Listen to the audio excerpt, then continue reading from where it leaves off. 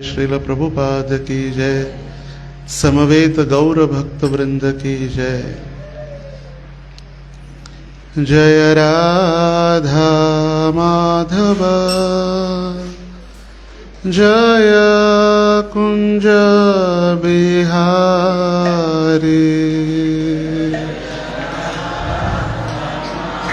माधव जय कुंज बिहारी। जय राधा माधव जय कुंज बिहारी। जय राधा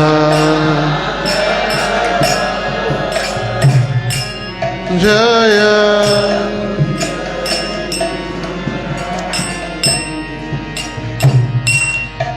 जय गोपी जन वल्लभ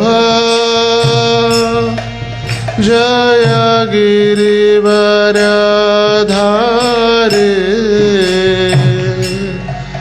जय गिरिवरधारी।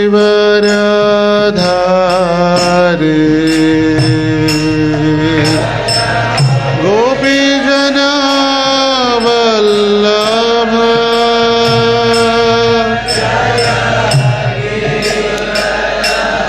धारी।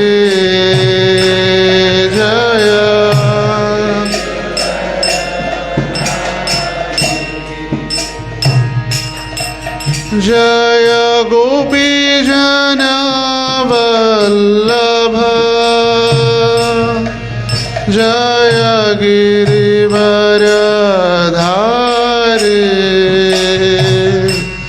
जय गिरिवरधारी।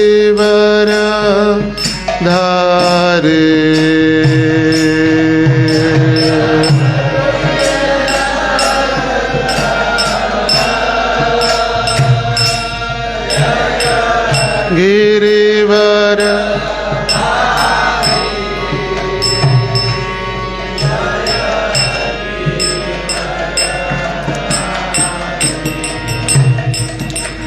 जय यशोदा नंदन जय ब्रज जन रंजन। यशोदा नंदन जय। गाइए जोर से। जय यशोदा नंदन जय ब्रज जन रंजन। यशोदा नंदन जय ब्रज जन। जय यमुना तीरवनचारि जय कुंज बिहारी। जय कुंज बिहारी।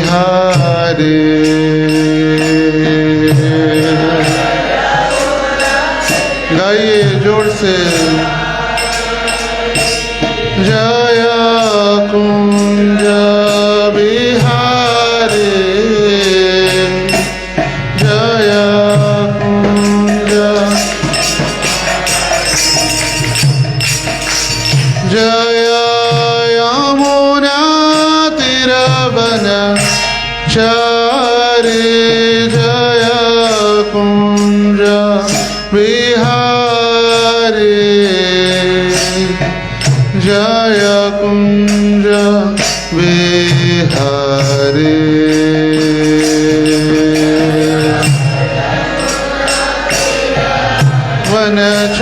वनचारि जय कुंज बिहारी।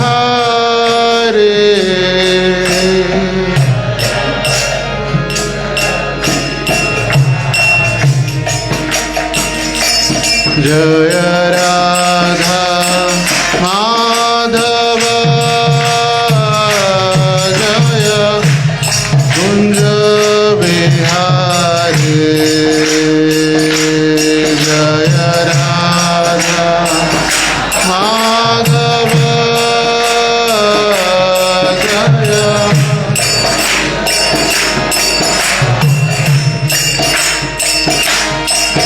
जय राधा माधव जय कुंज बिहारी जय कुंज बिहारी राधा माधव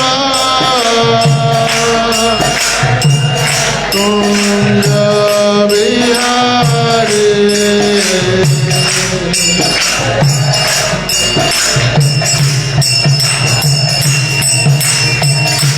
जय राधा माधव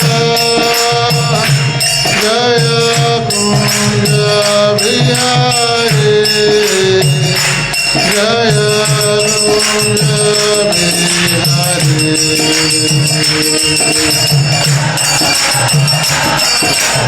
माधव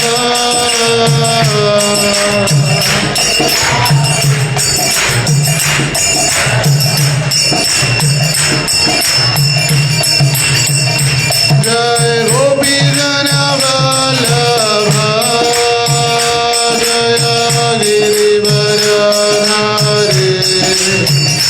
जय गिरिवरधारी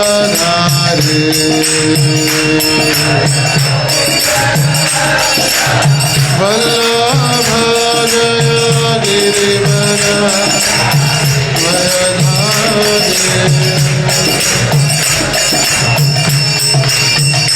जय यशोदानन्दना जय व्रजजनारञ्जना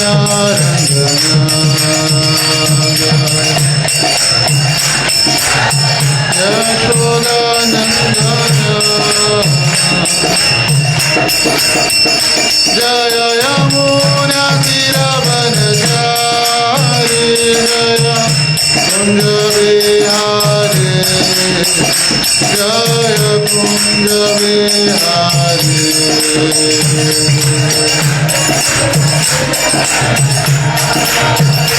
जय कुंज बिहारी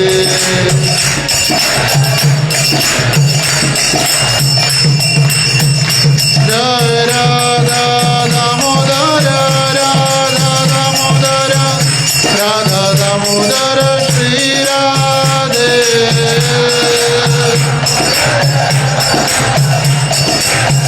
राधा दामोदर श्री जय कृष्ण बलराम कृष्ण बलराम जय कृष्ण बलराम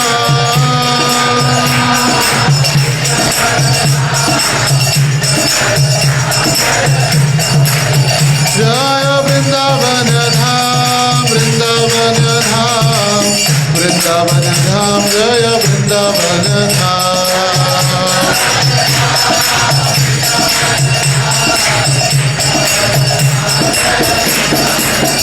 जय राधे श्याम राधे श्याम राधे श्याम जय राधे श्याम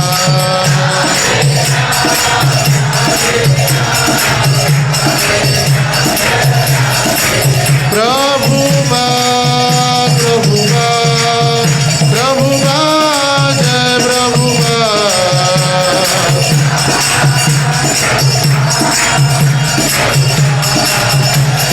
निताई गौर हरि बोल हरि बोल हरि बोल गौर हरि बोल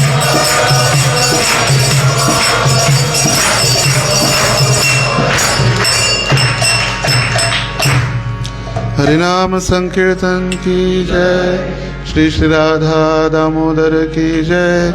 श्री श्री निताई गौर सुंदर की जय। श्रील प्रभुपाद की जय। समवेत गौर भक्त वृंद की जय।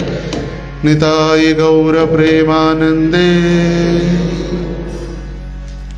ओम नमो भगवते वासुदेवाय।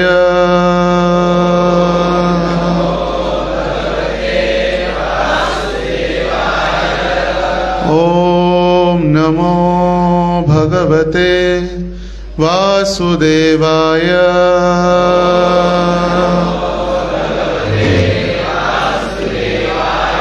ओम नमो भगवते वासुदेवाय। नारायणं नमस्कृत्यं नरं चैव नरोत्तमं देवीं सरस्वतीं व्यासं तथोषयाम्बुधीरये नष्टप्रायेषु अभद्रेषु नित्यं भागवत सेवया भगवतीरुत्तमश्लोके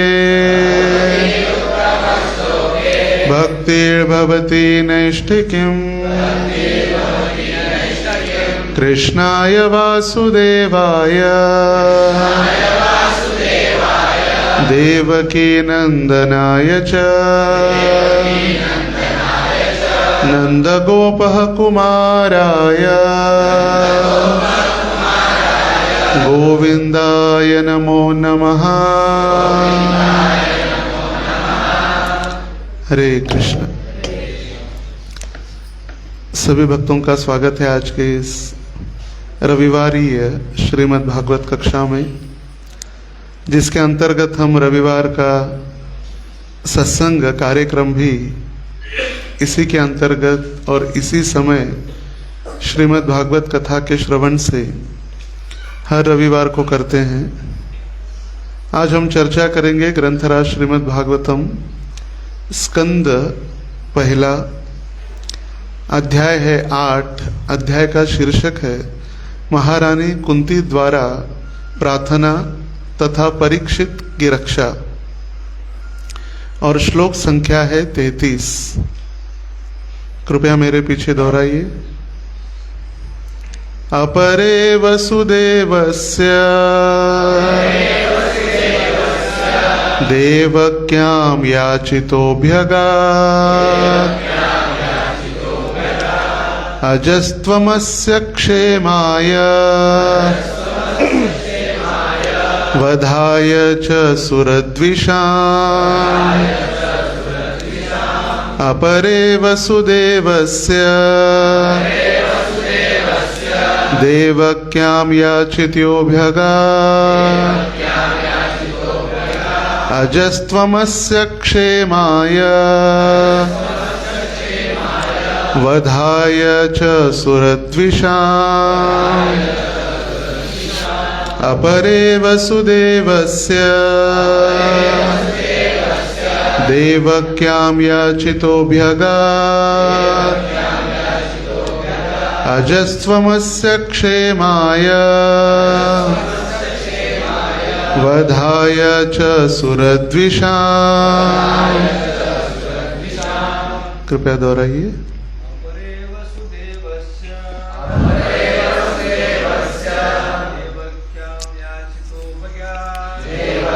याचितोऽभ्यगात्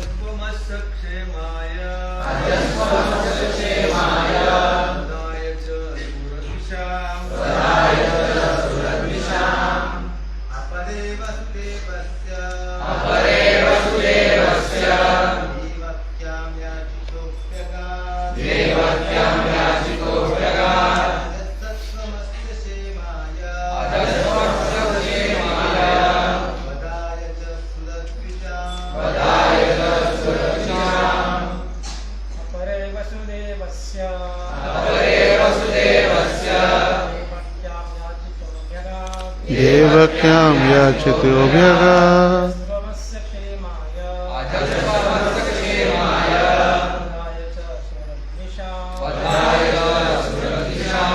माताएं। अपरे वसुदेवस्य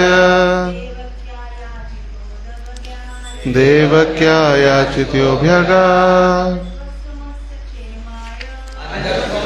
क्षेमाय वधाय च सुरद्विषाम्। और कोई? कृपया शब्दार्थ दोहराइए। अपरे अन्य लोग वसुदेवस्य वसुदेव का देवक्याम देवकी का याचितः प्रार्थना किए जाने पर अभ्यगात जन्म लिया अजह अजन्मा त्वम आप अस्य इसके क्षेमाय कल्याण के लिए वधाय वध करने के लिए च तथा सुरद्विषाम देवताओं से ईर्षा करने वालों को। अनुवाद और तात्पर्य। कृष्ण कृपा श्री मूर्ति श्री भक्ति वेदांत स्वामी श्रील प्रभुपाद जी के द्वारा श्रील प्रभुपाद की जय। अन्य लोग कहते हैं चूंकि वसुदेव तथा देवकी दोनों ने आपके लिए प्रार्थना की थी, अतएव आप उनके पुत्र रूप में जन्मे हैं। निस्संदेह आप अजन्मा हैं, फिर भी आप देवताओं का कल्याण करने तथा उनसे ईर्षा करने वाले असुरों को मारने के लिए जन्म स्वीकार करते हैं। तात्पर्य। यह भी कहा जाता है कि भगवान को पुत्र रूप में प्राप्त करने के लिए वसुदेव तथा देवकी ने अपने पूर्व जन्म में सुतपा तथा पृश्नि के रूप में कठिन तपस्या की थी। इसके फलस्वरूप भगवान उनके पुत्र रूप में प्रकट हुए। भगवत गीता में पहले ही घोषित किया जा चुका है कि भगवान संसार के समस्त लोगों का कल्याण करने तथा असुरों या भौतिकतावादी नास्तिकों का विनाश करने के लिए प्रकट होते हैं। ओम अज्ञानतिमिरान्धस्य ज्ञानाञ्जनशलाकया चक्षुरोन्मीलितं येन तस्मै श्रीगुरवे नमः। नमो ॐ विष्णुपादाय कृष्णप्रेष्ठाय भूतले श्रीमते भक्तिवेदान्त स्वामिन् इति नामिने। नमस्ते सारस्वते देवे गौरवाणी प्रचारिणे निर्विशेष शून्यवादी पाश्चात्य देशतारिणे। वाञ्छाकल्पतरुभ्यश्च कृपा सिन्धुभ्य एव च पतितानां पावनेभ्यो वैष्णवेभ्यो नमो नमः। जय श्री कृष्ण चैतन्य प्रभो नित्यानंद गदाधर श्रीवासादि गौर भक्त वृंद। हरे कृष्णा कृष्णा कृष्णा हरे हरे, हरे राम राम राम हरे हरे।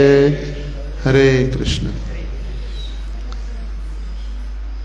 यहाँ ये जो भागवत का प्रथम स्कंद जिसको भगवान के कमल रूपी चरणों से वर्णन किया गया है, भागवतम के प्रथम 2 स्कंद भगवान के चरण कमल है। और जैसे जैसे भागवत का स्कंध आगे बढ़ता है, तीसरा, चौथा, 5वां, तो धीरे धीरे जैसे भगवान के चरण कमलों से दर्शन करते हुए धीरे धीरे चरण, फिर भगवान के जंघाएं, भगवान का वक्षस्थल, भगवान का पेट, फिर वक्षस्थल, फिर भगवान का मुखारविंद, भगवान का मुकुट और भगवान के बाल, ऐसे हम दर्शन करते हैं। और ये दर्शन करने की पद्धति भी है। भगवत भक्ति में भगवान के दर्शन के लिए भगवान के चरणों से ही प्रार्थना प्रारंभ होती है।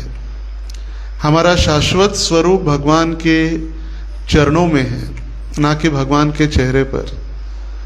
जो आसुरिक प्रवृत्ति के लोग होते हैं डायरेक्ट भगवान के चेहरे को देखते हैं, क्योंकि उनको भगवान को मारना है। जैसे कंस है या हिरण्यकश्यपु है, वो ढूंढ रहे भगवान कहाँ है, विष्णु कहाँ है, कृष्ण कहाँ है, और उनको कृष्ण को ढूंढकर उनकी हत्या करनी है या कृष्ण को मारना है। इसीलिए वो डायरेक्ट भगवान का चेहरा देखते हैं। मगर हमें भगवान का चेहरा नहीं, अपितु भगवान के चरण कमलों का चिंतन करते हुए धीरे धीरे धीरे हमें ऊपर उठना है, भगवान के मुखारविंद तक। सबसे पहले श्री गुरु का दर्शन, फिर श्रील प्रभुपाद जी के चरणों से प्रभुपाद जी के मुखारविंद तक दर्शन, फिर गुरु परंपरा, फिर षड गोस्वामी, फिर नित्यानंद प्रभु के चरणों से दर्शन करते हुए उनका मुखारविंद, फिर चैतन्य महाप्रभु के चरणों से दर्शन करते हुए उनका मुखारविंद, फिर श्रीमती राधा रानी के चरणों से दर्शन करते हुए राधा रानी का मुखारविंद, और अंततो गत्वा श्री कृष्ण के चरणों से दर्शन करते हुए भगवान श्री कृष्ण या दामोदर जी के मुखारविंद का दर्शन। कभी कभी इतने भाव विभोर हो जाते हैं कि भगवान के चरणों को ही नहीं देखते, जिसको हमें देखना है या जिसके ऊपर हमें चिंतन या मनन करना है। कभी कई पुजारी इतना सुंदर भगवान का या श्री विग्रहों की पोशाक या श्रृंगार करते तो हम भगवान को ही देखते रह जाते। अच्छी बात है, भगवान को ही देख रहे, कहीं भौतिक जगत में नहीं देख रहे, मगर भगवान के चरणों से ही हमें दर्शन प्रारंभ करना है।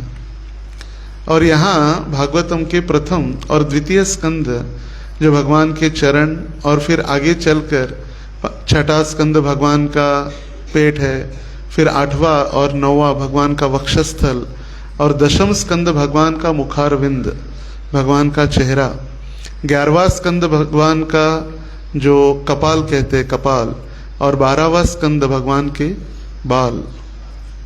तो यहाँ प्रथम स्कंद में ही महाभारत का वर्णन प्रथम स्कंद में दिया गया है। ये सारे शास्त्र, पुराण, उपनिषद इतना लिखने के बाद भी, इनकी रचना करने के बाद भी व्यासदेव संतुष्ट नहीं थे। उनके मन में समाधान नहीं था। एक होता है कोई भी कार्य करने के बाद समाधान, आनंद की अनुभूति, ये मैंने कार्य किया। जैसे कोई भक्त या हमारे रिश्तेदार हमारे घर पर आते हैं भोजन के लिए, और जब माताएं उनके लिए भोजन पकाती है 2-3 घंटे 4 घंटे, या कभी कभी सुबह से लगे होते। जैसे कल प्रातः काल हम पुणे में थे, तो वहाँ के किचन के प्रमुख जो ब्रह्मचारी बता रहे थे, प्रभु जी जब भी कार्यक्रम होते हैं और विशेष रूप से कोई वरिष्ठ भक्त या सन्यासी जब मंदिर में आते हैं, तो 1800-2000 भक्तों का ब्रेकफास्ट होता है राधा वृंदावन चंद्र मंदिर में। और कभी कभी कुछ स्पेशल व्यंजन की बात आती है, जैसे पास्ता वगैरह है, तो हमें 1 बजे प्रारंभ करना होता है किचन। 1 बजे पास्ता उबाल के 4 बजे तक उसको ठंडा करना है, फिर 4:30 से पास्ता बनाना प्रारंभ करें तो 9-9:30 बजे तक बनता है। खाने के लिए तो हमें 10 मिनट भी नहीं लगते, और उसके पीछे इतना कार्य। और कल बता रहे थे किचन का सेटअप और किचन की व्यवस्था। तो हम देख सकते हैं यहाँ पर भी एक समाधान व्यास देव जी को प्राप्त नहीं हो रहा था, दुखी और कष्ट का अनुभव कर ही रहे थे। और उस समय उनके आध्यात्मिक गुरु नारद जी वहाँ पर प्रकट हुए बद्रिकाश्रम में, और उनको कहा आपने इतने उपनिषद, पुराण और अलग अलग ग्रंथों की रचना की है, शास्त्रों की रचना की है, मगर ये सारा कर्म कांड है। ज्ञान कांड, कर्म कांड, केवल विषय भांड। विषय मतलब हम ये करेंगे तो आपको ये प्राप्त होगा। जैसे उमा शिव की अभी पूजा प्रारंभ करेंगे तो आपको सुंदर पत्नी मिलेगी पार्वती के समान। अगर सूर्य की उपासना करेंगे तो अधिक शक्ति या वर्चस्व अधिकार प्राप्त होंगे। इसलिए देखते हैं लोग सूर्य को अर्घ्य देते रहते हैं सुबह सुबह, सुंदरता बढ़ाने के लिए या अधिकार आधिपत्य जमाने के लिए। अभी जैसे ही श्रावण प्रारंभ होगा, आने वाले 29 तारीख से शिवजी मंदिर में भक्तों की भीड़ प्रारंभ होगी शिवजी को प्रसन्न करने के लिए। श्रावण सोमवार फिर जो एकदम नास्तिक और हर रोज जिनको हम मंगलवार, विशेष करके मंगलवार के दिन रास्ते पर गिरे हुए देखेंगे, अभी सज्जन एकदम धार्मिक बनकर एकदम शुद्ध भक्त जैसे अभी शिवजी के पास पहुंचना श्रावण महीने में। और ये आने वाली अमावस्या भी जो है उसका नाम भी गटारी अमावस्या है। गटारी सभी दारू पी के शराब पी कर गटर में गिरते इसलिए, और फिर तुरंत दूसरे दिन हम शुद्ध भक्ति प्राप्त हो जाते रातों रात।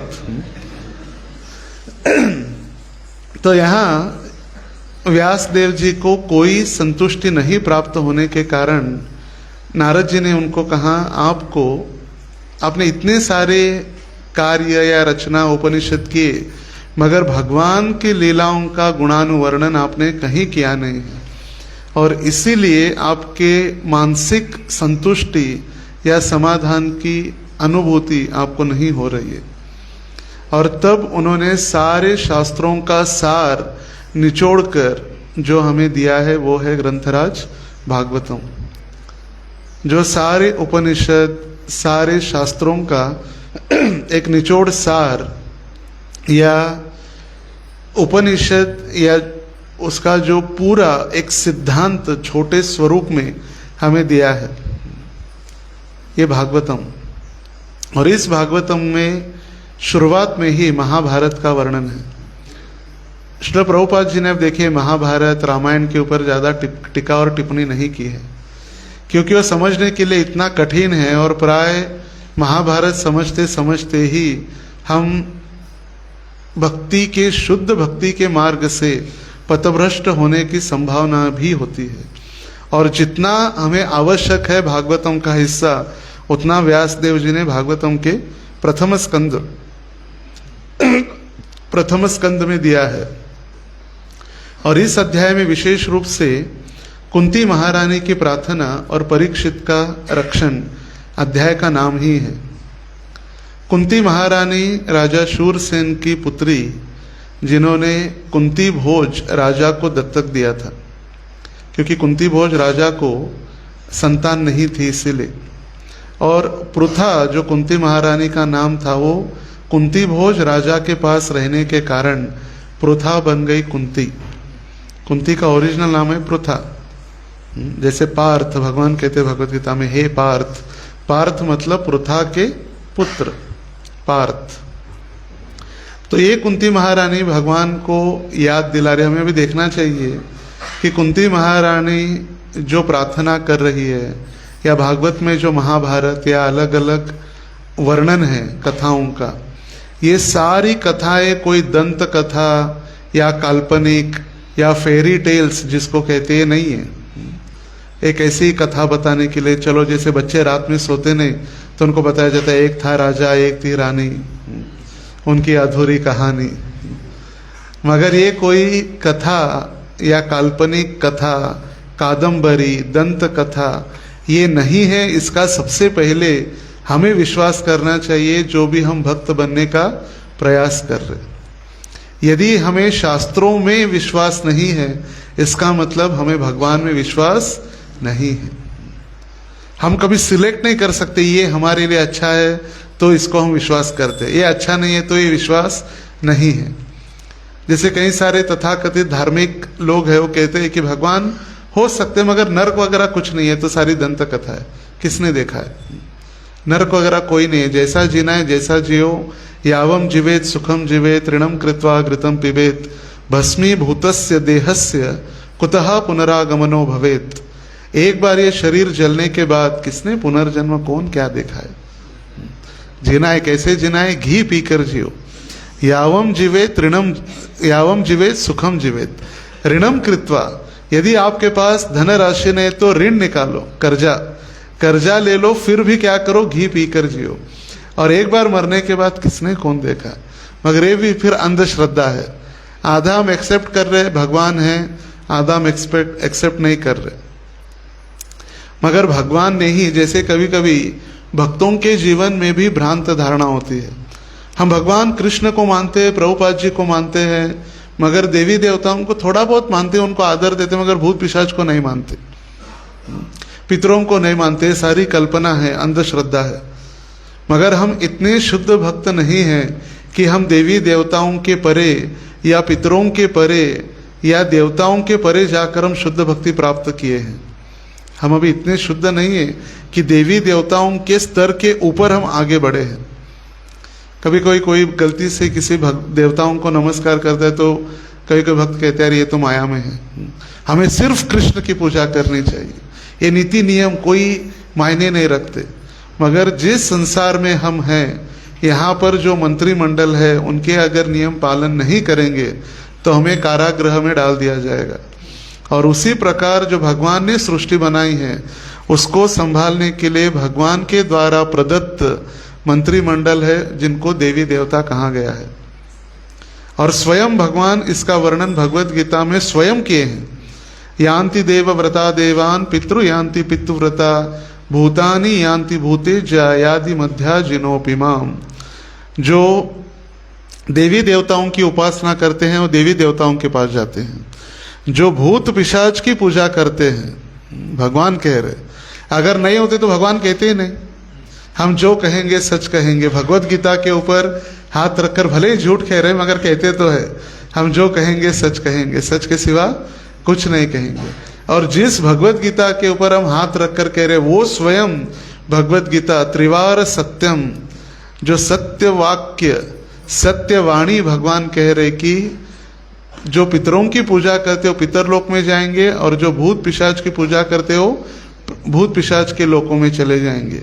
अपितु जो मेरी आराधना या मेरी उपासना करेंगे सिर्फ वो मेरे पास आएंगे। यान्ति देव व्रता देवान पितृन यान्ति पितृव्रता भूतानि याति भूतेज्जा, भूत पिशाच की योनि, यादि मध्या जिनोपिमाम, माम मतलब मेरे धाम वो वापस चले आएंगे। जैसे कभी कभी हम रेलवे स्टेशन के ऊपर एक साथ सारे प्लेटफॉर्म्स के ऊपर ट्रेन खड़ी रहती है, तो हमारे पास टिकट है और जाने की तैयारी है, सामान है, हम लेकर जा रहे यात्रा के लिए। सारी ट्रेन एक जैसी है, एक कलर की है, सब ट्रेन के ऊपर S1 S2 S3 B1 B2 सब लिखा है। हम कोई भी ट्रेन में बैठने से हम वृंदावन नहीं पहुंचेंगे। हम कोई भी ट्रेन में बैठने से वृंदावन पहुंचेंगे नहीं। कभी कभी हम सोचते हैं कि सारे कोई भी देवता की पूजा करो, भगवत धाम वैकुंठ चले जाएंगे, नहीं। हम विशिष्ट उसी ट्रेन में यदि बैठेंगे तभी हम वृंदावन में जा पहुंच सकते हैं। भले ही 7:30 बजे कभी कभी सिद्धेश्वर एक्सप्रेस भी होती है, फिर बसव एक्सप्रेस भी होती है, कर्नाटक एक्सप्रेस भी, 3 प्लेटफॉर्म पर तीनों ट्रेन होती है। मगर बसव एक्सप्रेस हैदराबाद जाती है, सिद्धेश्वर एक्सप्रेस मुंबई से सोलापुर आके पहुंची है और कर्नाटक एक्सप्रेस बैंगलोर से दिल्ली जाने वाली है। हम कोई भी ट्रेन में बैठने से एक गंतव्य स्थान भले ही दिखने के लिए सभी समान है, ट्रेन समान है, रेलवे स्टेशन समान है, उसके डिब्बे समान है, नंबर समान है, सब कुछ समान है, मगर गंतव्य सभी का अलग अलग है। द डेस्टिनेशन, मिशन हमारा अलग है और वो इम्पॉसिबल नहीं है। मिशन इम्पॉसिबल, हमारा मिशन पॉसिबल है। इम्पॉसिबल था मगर श्रील प्रभुपाद जी कृपा से उन्होंने हमको पॉसिबल कर दिया है। तो श्रील प्रभुपाद जी की कृपा से हमें पता है हम कहाँ जा रहे, कैसे जाना है, वो विधि क्या है, मार्ग क्या है, वो पथ क्या है, सारा क्लियर है। फिर भी हम सोच रहे नहीं, कभी भी किसी की भक्ति करो हम भगवत धाम वैकुंठ पहुंच जाएंगे। जैसे देखिए कभी कभी लोग मरने के उपरांत लिखा जाता है स्वर्गवासी, वैकुंठवासी, कैलाशवासी। जिंदगी में कभी उसने विष्णु मंदिर में कभी जाके दर्शन भी नहीं किया होगा, लिखने के लिए तो लिख देते वैकुंठवासी। पता नहीं कौन से नरक में है, 84 लाख प्रकार के नरक है, 84 लाख वैरायटीज है नरक की।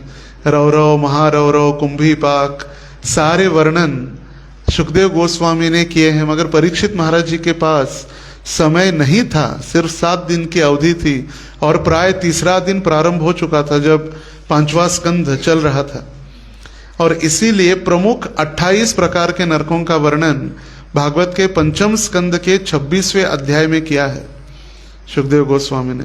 5th कैंटो 26th चैप्टर 28 प्रकार के नारकीय लोकों का वर्णन सारा उसमें दिया है। कौन क्या करने से कौन से नरक में उसको भेजा जाता है, और इसका डिटेल वर्णन यदि पढ़ना है तो फिर गरुड़ पुराण में है। गरुड़ पुराण में इसका वर्णन डिटेल में है। जब एक व्यक्ति शरीर छोड़ देता है तो शरीर छोड़ने के बाद उसकी गति आगे चलकर उसका कैसा जर्नी सफर कैसा है। तो यहाँ कुंती महारानी जो प्रार्थना कर रही है, ऐसे नहीं कि एक अंधश्रद्धा से या भगवान मेरे रिश्तेदार है, जैसे कभी कभी हम कहते हैं पंत प्रधान तो हमारे रिश्तेदार है इसलिए हम कुछ भी कर सकते हैं, मुख्यमंत्री हमारे रिश्तेदार है, पालक मंत्री भले ही हमारे दूर के क्यों ना हो, हम कहते हैं हमारे रिश्तेदार है। मगर यहाँ कुंती महारानी कोई रिश्तेदारी, कोई एक शारीरिक संबंध के ऊपर प्रार्थना नहीं कर रही। एक ज्ञान के आधार पर, शुद्ध भक्ति के आधार पर, जिन्होंने भगवान के सारे लीलाओं को श्रवण किया है, उनका स्वयं दर्शन किया है, अनुभव किया है। श्रवण और उनको देखना मतलब दर्शन और अनुभव साक्षात्कार, ये तीनों के आधार पर कुंती महारानी ये प्रार्थनाएं लिख रही है। इसलिए कोई दंत कथा या एक ऐसे ही काल्पनिक कथाएं नहीं, ये इतिहास है, इतिहास। हम कहते हैं 2022 चल रहा है अभी 2022, मगर इसके पहले कैलेंडर नहीं था, ऐसे नहीं। जब भगवान अवतरित हुए 5200-250 वर्ष पूर्व, तब भी कैलेंडर था ही। बिफोर क्राइस्ट, BC जिसको कहा गया है, यीशु क्रिस्त जन्म लेने के पहले, बिफोर क्राइस्ट। क्राइस्ट ने जन्म लेके 2022 वर्ष हुए हैं, मगर हमारा जो वैदिक कैलेंडर है वो अनादिकाल से चलते ही आ रहा है, चलते ही आ रहा है, जिसमें कभी कैलकुलेशन कभी बदला नहीं है। तो कुंती महारानी प्रार्थना तो प्रारंभ किए। सबसे पहले प्रार्थनाओं में कुंती महारानी कहने लगी, प्रार्थना 18वें श्लोक से प्रारंभ हो रही है। श्री कुंती उवाच, 18वें श्लोक से आगे चलकर जितने भी श्लोक है इस अध्याय के, वहां पर कुंती महारानी की प्रार्थना जारी है। श्री श्री राधा दामोदर भगवान की जय, श्रील प्रभुपाद की जय। तो ये प्रार्थना जैसे कुंती महारानी ने प्रार्थना की, और सबसे पहले ही प्रार्थना में कुंती महारानी कह रहे, भगवान आप आदि पुरुष है, भौतिक जगत के गुणों से आप लिप्त है, सभी कुछ आपके, सभी वस्तुएं आपके भीतर और बाहर स्थित रहने से आप सभी के लिए अदृश्य है। ये कितनी महत्वपूर्ण साइंटिफिक। एक होती है भावनात्मक प्रार्थना, भावनात्मक, हम भावना में आकर कह देते प्रभु जी, माता जी आप इतने सुंदर, भगवान के सामने हम रोते हैं। भावनात्मक, जैसे औदार्य गौरव बता रहे थे अपने सेमिनार में, कभी कभी माताएं आकर भगवान के सामने रोने लगती है, तो ये भावनात्मक है, एकदम साइंटिफिक या वैज्ञानिक रूप से प्रार्थना करके नहीं। पति ने मुझे कल बहुत मारा या बहुत परेशान किया इसीलिए भगवान मुझे बचाओ, ये भावनात्मक प्रार्थना है। मगर यहाँ पर पूरा वैज्ञानिक रूप से भगवान का जो स्टैंडर्ड है, सेटिंग, भगवान का जो स्थित है, भगवान की स्थिति भौतिक जगत में, उस स्थिति का वर्णन करते करते प्रार्थनाएं कर रही है। और ये करते हुए इतना ज्ञान होने के बावजूद थोड़ी भी एक श्रेष्ठत्व की भावना या अहंकार या घमंड की भावना हम नहीं देख रहे इसमें। और वो कुंती महारानी कह रही है कि हे भगवान, तथा परमहंसानां मुनीनां अमलात्मनां भक्ति योग विधानार्थ कथम पश्येम हि स्त्रिय। आपको समझना मतलब बड़े बड़े ऋषि मुनि, परमहंस आपको समझ नहीं पाते। परमहंस मतलब सन्यास के, जो सन्यास आश्रम है, ब्रह्मचारी, गृहस्थ, वानप्रस्थ और सन्यास। सन्यास में भी प्रकार है, परिव्रजकाचार्य, बहुदक, परमहंस, ऐसे प्रकार है। तो ये सन्यास में भी सबसे श्रेष्ठ जो स्तर है परमहंस, मतलब इस भौतिक संसार से उनका कोई लेना देना है ही नहीं। वो जी रहे प्रचार के लिए, मरेंगे तो भी भगवत धाम में वापस चले जाएंगे। जैसे कल रात्रि में पुणे में राधा कुंज बिहारी मंदिर में परम पूज्य लोकनाथ स्वामी महाराज जी की व्यास पूजा मनाई जा रही थी। तो महाराज जी को भी निवेदन किया कि महाराज जी आप आकर 5-10 मिनट ऑनलाइन क्यों न हो, सारे एकत्रित 500-600 भक्तों को आप थोड़ा मार्गदर्शन कीजिए। तो महाराज जी कह रहे थे, मेरी आयु, शरीर की आयु अभी 73 हो चुकी है। पहले 50 थी, फिर 60 हो गई, फिर 70 हो गई, अभी 73।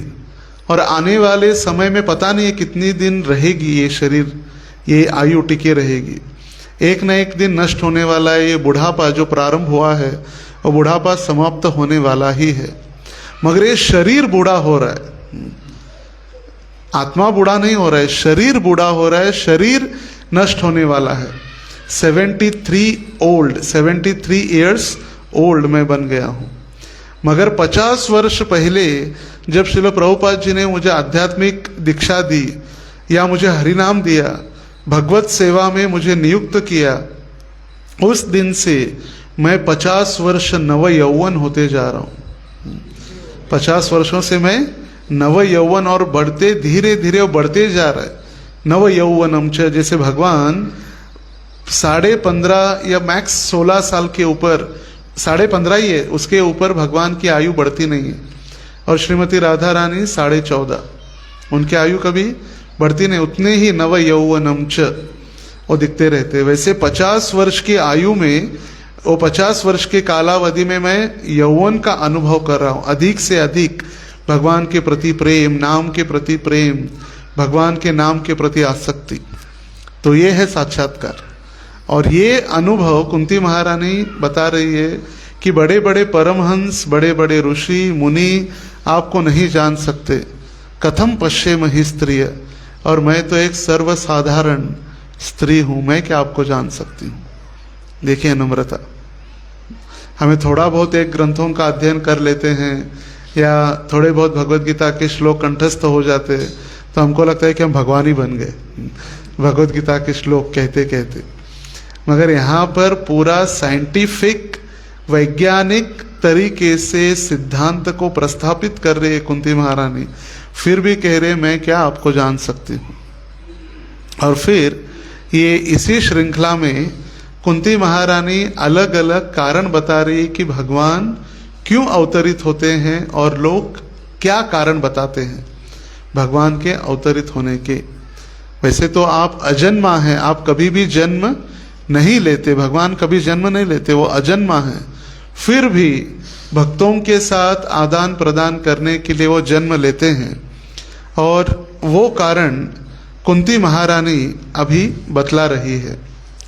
कुछ कहते हैं कि अजन्मा का जन्म पुण्यात्मा राजाओं की कीर्ति का विस्तार करने के लिए हुआ है, और कुछ कहते हैं कि आप अपने परम भक्त राजा यदु को प्रसन्न करने के लिए जन्मे हैं। आप उसके कुल में उसी प्रकार प्रकट हुए हैं जिस प्रकार मलय पर्वत में चंदन होता है। केचिराहो रजम जातम पुण्य श्लोकस्य कीर्तये यदो प्रियस्यान्वाये मलयस्येव चंदनम। मलय पर्वत प्रसिद्ध है चंदन के लिए। वहाँ पर कांटे या बाबुल का पेड़ नहीं प्राप्त होता, सिर्फ चंदन। मगर चंदन प्राप्त होता है, भगवान अवतरित हुए हैं चंदन की भांति यदुकुल में। मगर भगवान हमें भी प्राप्त हो रहे हमारे भक्तिमय जीवन में। भक्तिमय जीवन में श्रील प्रभुपाद और गुरु की कृपा से जब भगवान हमें प्राप्त हुए हैं और वैष्णवों का संग भी प्राप्त हुआ है, मगर ये मलयस्येव चंदनम कुंती महारानी जो उदाहरण दे रही है, हमें भी महत्वपूर्ण है, क्योंकि हमें भी अति परिचयात अवज्ञा प्रारंभ हो जाती है। अरे भगवान, हर संडे, उसमें क्या है, संडे नहीं गए तो मंडे चले जाएंगे, आज एकादशी इसलिए ज्यादा आ जाएंगे, चलो संडे भी है और एकादशी दोनों इकट्ठा आ गए, चलो चलते हैं। ऐसे नहीं, भगवान की भक्ति के लिए कभी भी रिलैक्सेशन नहीं है, अति परिचयात अवज्ञाई नहीं है।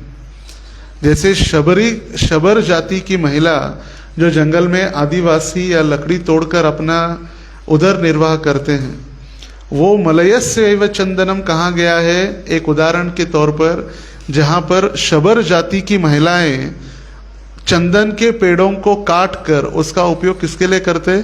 चूल्हे में, सरपण जिसको कहते हैं मराठी में, चूल्हे में लकड़ी जलाने के लिए। किसका उपयोग? चंदन। लाखों में जो मिलने वाला चंदन की लकड़ियां किसके लिए उपयोग? चूल्हे में, रसोई पकाने के लिए या हर रोज सुबह पानी गर्म करने के लिए।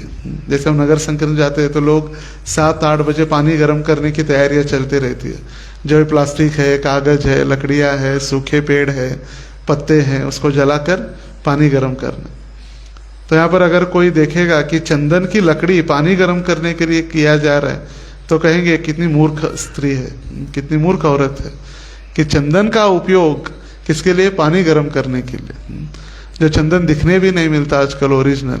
आजकल हम जो चंदन देख रहे हो, चंदन का सिर्फ भ्रांत एक आभास है। जब चंदन का पेड़ उगता है तो चंदन, पूरा पेड़ ही चंदन का नहीं होता। नाम है चंदन का पेड़, मगर चंदन के बाजू में जो अपना क्या कहते हैं उसको, एक आवरण तैयार होता है चंदन के पेड़ के, बुंदा जिसको कहते हैं मराठी में, वो पूरा बुंदा ही चंदन का नहीं होता। वो पूरा बुंदा बाजू से कवर होता है और उसके अंदर एक छोटा सा हिस्सा ओरिजिनल चंदन होता है। मगर चंदन के सानिध्य में रहने से वो पेड़ भी सुगंधित होता है। ओरिजिनल चंदन तो अंदर है उसके। जैसे हिरण होता है, हिरण के अंदर कस्तूरी है, कस्तूरी का सुगंध, मगर वो सुगंध को ढूंढते ढूंढते ढूंढते हिरण आखिर में अपना शरीर त्याग देता है, कस्तूरी का जो सुगंध। तो उसी प्रकार ये ओरिजिनल चंदन है जो हम आजकल देख रहे हो, तो सिर्फ उसका बाहरी आवरण, चंदन का पेड़ है मगर बाहरी आवरण है।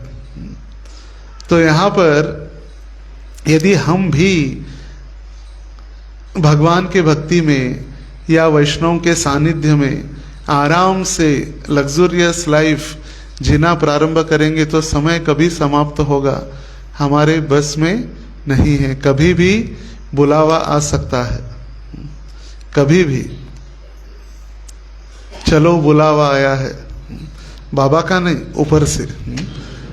ये तो बाबा का जो बुलाते तो लोग शिरडी पहुंच जाते हैं, मगर शिरडी नहीं, हमें तो जब ऊपर से बुलावा आएगा तो वहां पर फिर किसी का कुछ नहीं चलेगा। फिर न हाथी है न घोड़ा है, बस समाप्त। सब कुछ यहीं छोड़कर जाना है वापस। तो कुंती महारानी आगे कह रही है इस श्लोक में, 32वें श्लोक में उन्होंने कहा कि आप कुछ राजाओं की कीर्ति का विस्तार करने आते हैं। परम भक्त राजा यदु को प्रसन्न करने आप जन्मे हैं, जिस कुल में आप अभी जन्मे हैं, यदु कुल, यदु राजा की कीर्ति का विस्तार करने हेतु। और आज के श्लोक में कुंती महारानी कह रही है अन्य लोग कहते हैं, और कई सारे लोग कहते ही रहते हैं। अभी की बात नहीं है, कुंती महारानी के समय से चल रहे हैं। मैं कहते रहता हूं लोग क्या सोचेंगे, ये भी अगर हम ही सोचेंगे तो फिर लोग क्या सोचेंगे। थोड़ा बुद्धि से उसको समझना प्रयास करना होगा। लोग क्या सोचेंगे ये भी अगर हम ही सोचेंगे फिर लोग क्या सोचेंगे। उनको भी सोचने के लिए कुछ तो देना पड़ेगा ना। अगर वो भी हम ही सोच रहे, लोग क्या सोच रहे वो भी हम ही सोचेंगे, फिर उनको क्या सोचने के लिए कुछ तो छोड़ना ही पड़ेगा। तो कुंती महारानी कह रहे अन्य लोग कहते हैं चूंकि वसुदेव तथा देवकी दोनों ने आपके लिए प्रार्थना की थी, अतएव अपने पुत्र रूप में आप जन्मे हैं।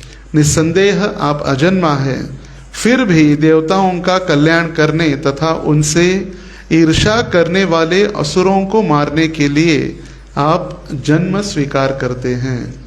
परित्राणाय साधूनां विनाशाय च दुष्कृतां धर्म संस्थापनार्थाय संभवामि युगे युगे।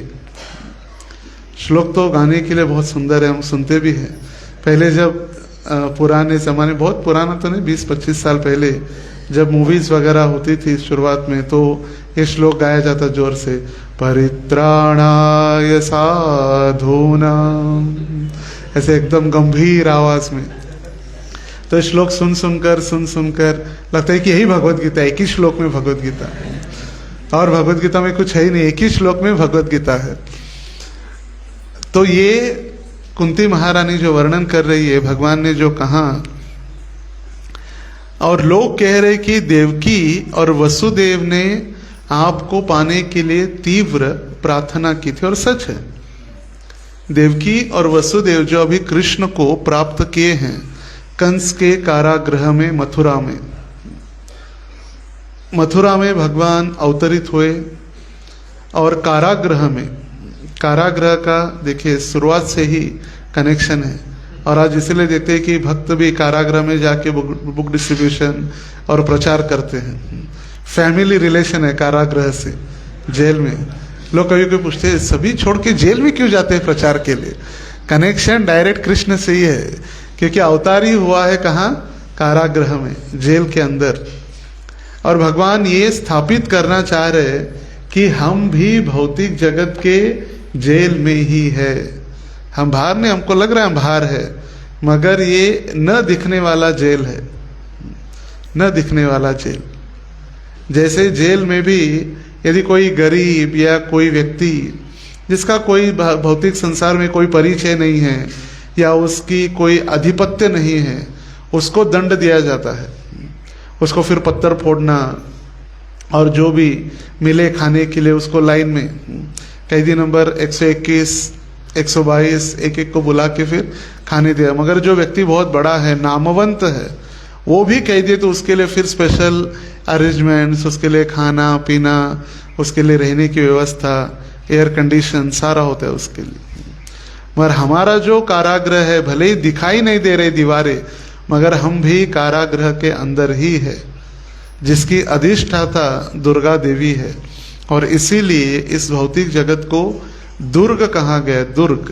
दुर्ग मतलब किला, जैसे विजय दुर्ग, सिंह दुर्ग जो किले के नाम है, वैसे इस भौतिक जगत का नाम भी दुर्ग है।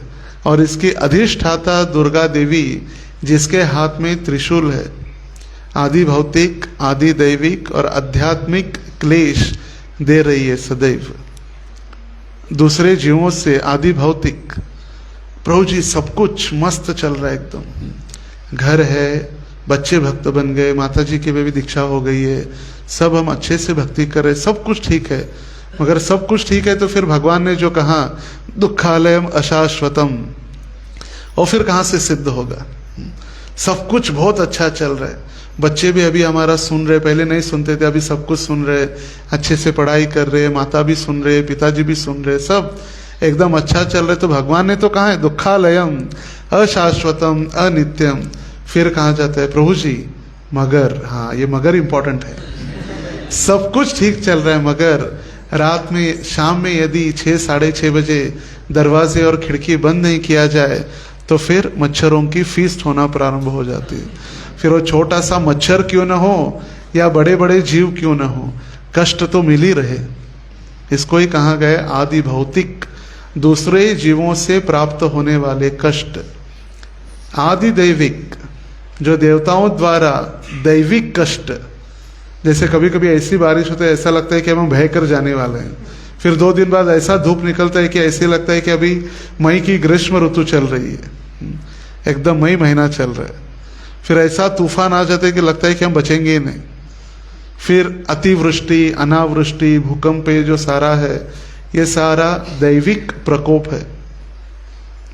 फिर तीसरा है आध्यात्मिक क्लेश, अभी दूसरे जीवों से भी नहीं, देवी देवताओं द्वारा भी नहीं, मगर अपने तो ही मन के अंदर मानसिक क्लेश, जो हमारे मन के अंदर जो क्लेश है वो हमें शांति से जीने नहीं देते।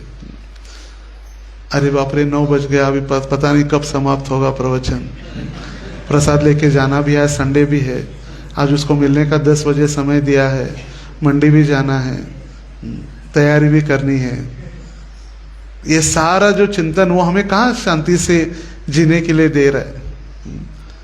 और उसमें भी क्लेश, फिर तनाव, फिर डॉक्टर्स, फिर साइकियाट्रिस्ट के पास जाते हैं लोग, तनाव मुक्त, उसको कुछ दवाई दो, उसको लोग बड़बड़ने लगते हैं, सोचने लगते हैं। जैसे शराब पीने के बाद लोग बड़बड़ाने लगते हैं, मैं राजा हूँ, छोड़ो, आक्रमण, चलते रहते हैं झगड़े। और फिर जैसे ही शराब उतर जाते कुछ नहीं, फिर ओम शांति हो जाती है। तो उसी प्रकार यहाँ पर जो आदि दैविक, आदि भौतिक, आध्यात्मिक क्लेश जो हमें दुर्गा जी के द्वारा प्रदत्त है, और ये दुर्गा देवी के दुर्ग में हम जी रहे, किले में, और कष्ट तो होने है ही, क्योंकि भगवान ने ये संसार को बनाया ही कष्ट के लिए है। जब बनाया जाता है कष्ट के लिए तो उससे हम सुख की प्राप्ति हम नहीं कर सकते। कभी कभी हमें ऐसे लगता है प्रतीत कि सुख है, बहुत सुख है। जब कोई भौतिक कार्य या एक भौतिक इच्छा हमारी पूरी होते तो हमको लगता है बहुत सुख है, आनंद ही आनंद है। प्रभु आप क्या कह रहे, दुख है कहाँ, आनंद ही आनंद। जैसे पुराने जमाने में दंड दिए जाते थे, कोई भी व्यक्ति यदि गलत कार्य करता था तो उसको कैदी बनाकर दंड दिया जाता था। तो दंड मतलब जैसे एक गहरा पानी का तालाब है, उस तालाब के बीचों बीच बोट में उस कैदी को लेकर जाते थे और उसको पानी में डुबा देते थे, पूरा सर आँख पूरा पानी में डुबा देते थे। 1 मिनट के लिए उसको पानी के अंदर वो एकदम तड़पता था, एकदम बचाओ बचाओ, छोड़ो छोड़ो छोड़ो, एकदम हाथ पैर मारना। फिर लगता ही था कि मरने वाला है, तो एक क्षण के लिए उसको बाहर निकाला जाता था। कितना अच्छा है, उसको लगता था कि कितना अच्छा संसार है, और दबाए। तो ये है, कष्ट है, थोड़ा सा हम ऊपर आते तो हमको लगता है बहुत सुख है, फिर उसके बाद कष्ट तो है ही। जैसे कलयुग में हम देखते हैं कि अभी दवाइयाँ जिनका अनुभव कितना कठिन है, भूख लगने के लिए दवाई, फिर खाया हुआ पचाने के लिए दवाई, फिर पचाया हुआ बाहर निकालने के लिए दवाई। तो यही है, हमको लगता है बहुत सुखी है। एक भक्त बता रहे थे, प्रभु जी क्या है, शुगर वगैरह क्या है, खाते रहो बस, एक गोली खाओ। मगर एक गोली खाने के लिए फिर उस गोली के भी साइड इफेक्ट तो है ही। मल्टीपल ऑर्गन्स जो है, जो शरीर के अलग अलग हिस्से शुगर में जब पूरा काम ही करना बंद कर देते हैं, हमको लगता है जितना खाना है खाओ, स्वीट प्रभु जी महाप्रसाद है, कृष्ण से अभिन्न है, कृष्ण ने खाया है, राधा रानी ने परोसा है, राधा रानी के किचन का है सब कुछ ठीक है। मगर इस शरीर जो साधन रूपी शरीर है, उसको टिकाने के लिए हमें उसका ख्याल करना ही है। तो इस कारागृह में जब देवकी और वसुदेव ने तीव्रता से प्रार्थना की, तो भगवान श्री कृष्ण जो भक्त वत्सल के नाम से प्रसिद्ध है, भक्तेभ्यो भक्त वत्सल, भगवान अपने भक्त के थोड़े से भी कार्य से अपने आप को बेच देते हैं। गोमतीय तंत्र नामक एक ग्रंथ है, गोमतीय तंत्र। ये गोमतीय तंत्र श्री अद्वैत आचार्य जी को प्राप्त हुआ। जब अद्वैत आचार्य सोच रहे थे कि भगवान का अवतार नहीं हुआ और इतना कष्ट है संसार में कि अभी इतना अधर्म बढ़ गया है कि स्वयं भगवान अवतरित होंगे तभी हम बच सकते हैं, नहीं तो नहीं। तो भगवान को बुलाए कैसे, हुंकार कर रहे थे, शालिग्राम की पूजा कर रहे थे, भगवान को बुला रहे थे, आमंत्रित कर रहे थे। और ये सब करते करते जब ग्रंथों का अध्ययन हुआ तो गोमतीय तंत्र नामक ग्रंथ में उनको एक श्लोक प्राप्त हुआ, तुलसी दल मात्रेण जलस्य चुलुकेण वा विक्रीडित्वं स्वमात्मानं भक्तेभ्यो भक्तवत्सलः। भगवान अपने भक्तों के लिए अपना सब कुछ न्योछावर कर देते हैं। तुलसी दल मात्रेण, तुलसी का एक पत्ता, जलस्य चुलुकेन वा, हाथ में जितना पानी आता है, कहते हैं ना चुल्लू भर पानी में डूब मरो, तो ये चुल्लू केनवा, हाथ में जितना पानी आता है इतना पानी और एक तुलसी पत्र हम भगवान को अर्पण करते हैं तो भगवान इतने भक्त वत्सल है कि सब कुछ अपना न्योछावर कर देते हैं। हम बिक जाते हैं, भगवान हमारे हाथों बिक जाते हैं, तो फिर सब कुछ भगवान न्योछावर करते। भक्तेभ्यो भक्त वत्सल, तो वो भक्त वत्सल भगवान अभी इनकी प्रार्थनाओं को सुनकर अवतरित हुए हैं।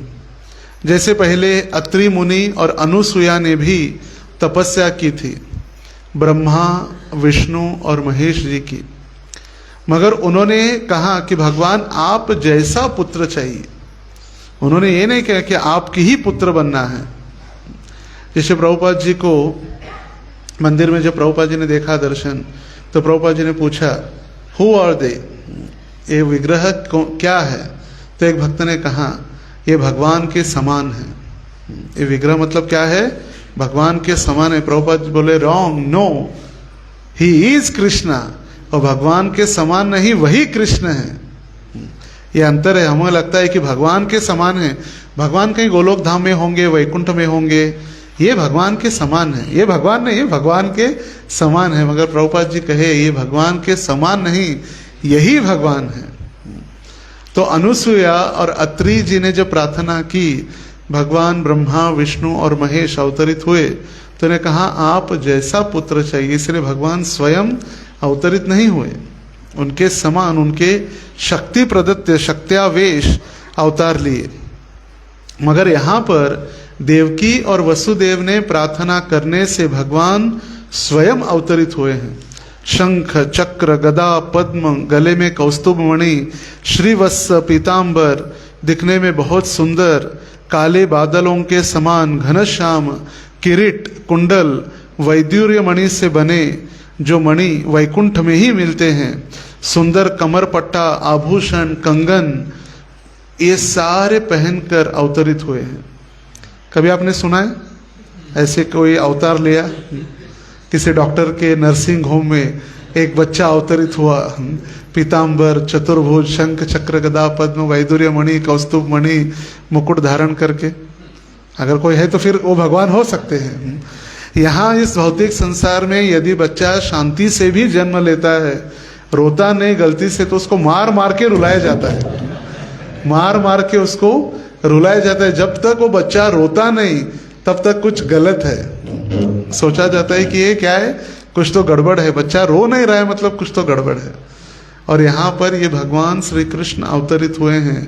देखिए अवतार का भी रहस्य। और हम कहते नहीं, भगवान तो सर्वसाधारण है, वो तो गोपियों के साथ उन्होंने रासलीला की, हम जैसे रासलीला कर रहे वो भी रासलीला करते हुए हमारे समान ही है। नहीं, उनके सुंदर घने बाल, घन इव श्याम, सुंदर जैसे बादल होते हैं बरसात के बादल, उसके समान उनके वर्ण, कौस्तुभ मणि, वैदुर्य मणि, कंबर पट्टा, पीतांबर, मुकुट, सब कुछ धारण करके आए हैं। और ये जब देखा देवकी ने, तो फिर देवकी कहने लगी भगवान आप अपना सर्वसाधारण द्विभुज रूप धारण कीजिए, एक सर्वसाधारण बच्चे के समान। क्योंकि कंस को पता चलेगा तो कंस क्या करेगा, आपको मारने के लिए तुरंत भागते हुए आएगा। क्योंकि जो प्रेम था देवकी का, एक माता का प्रेम, जैसे माता अपना बच्चा कितना भी बड़ा हो गया फिर भी उसको लगता है छोटा ही है, कितना भी बड़ा क्यों ना उसको लगता है छोटा है, स्वाभाविक ममत्व है। फिर जो बच्चे बड़े हो जाते हैं 20-25 साल के, फिर उनको लगता है क्या किरकिरी है, खा लेंगे ना, उतना क्या भारी है, 10 बार क्या बताने की जरूरत है। जैसे कहा जाता है कि धीरे जाओ, गाड़ी धीरे चलाओ, पहुंचने के बाद फोन करो, हर रोज क्या पहुंचने के बाद कहीं लगता है। मगर ये स्वाभाविक ममत्व और प्रेम है, और प्रेम के कारण ही सारी दुनिया चल रही है, प्रेम और विश्वास। जैसे एक बच्चा अगर सारे संसार में पूछते जाए मेरा बाप कौन है, मेरा बाप कौन है, आप बताओ मेरा बाप कौन है, ये मूर्खता है। उसको सबसे पहले जिसने उसको जन्म दिया है उस माता के पास यदि वो जाके जिज्ञासा करेगा कि मेरा बाप कौन है, तो माता बता सकती है तेरे पिता है।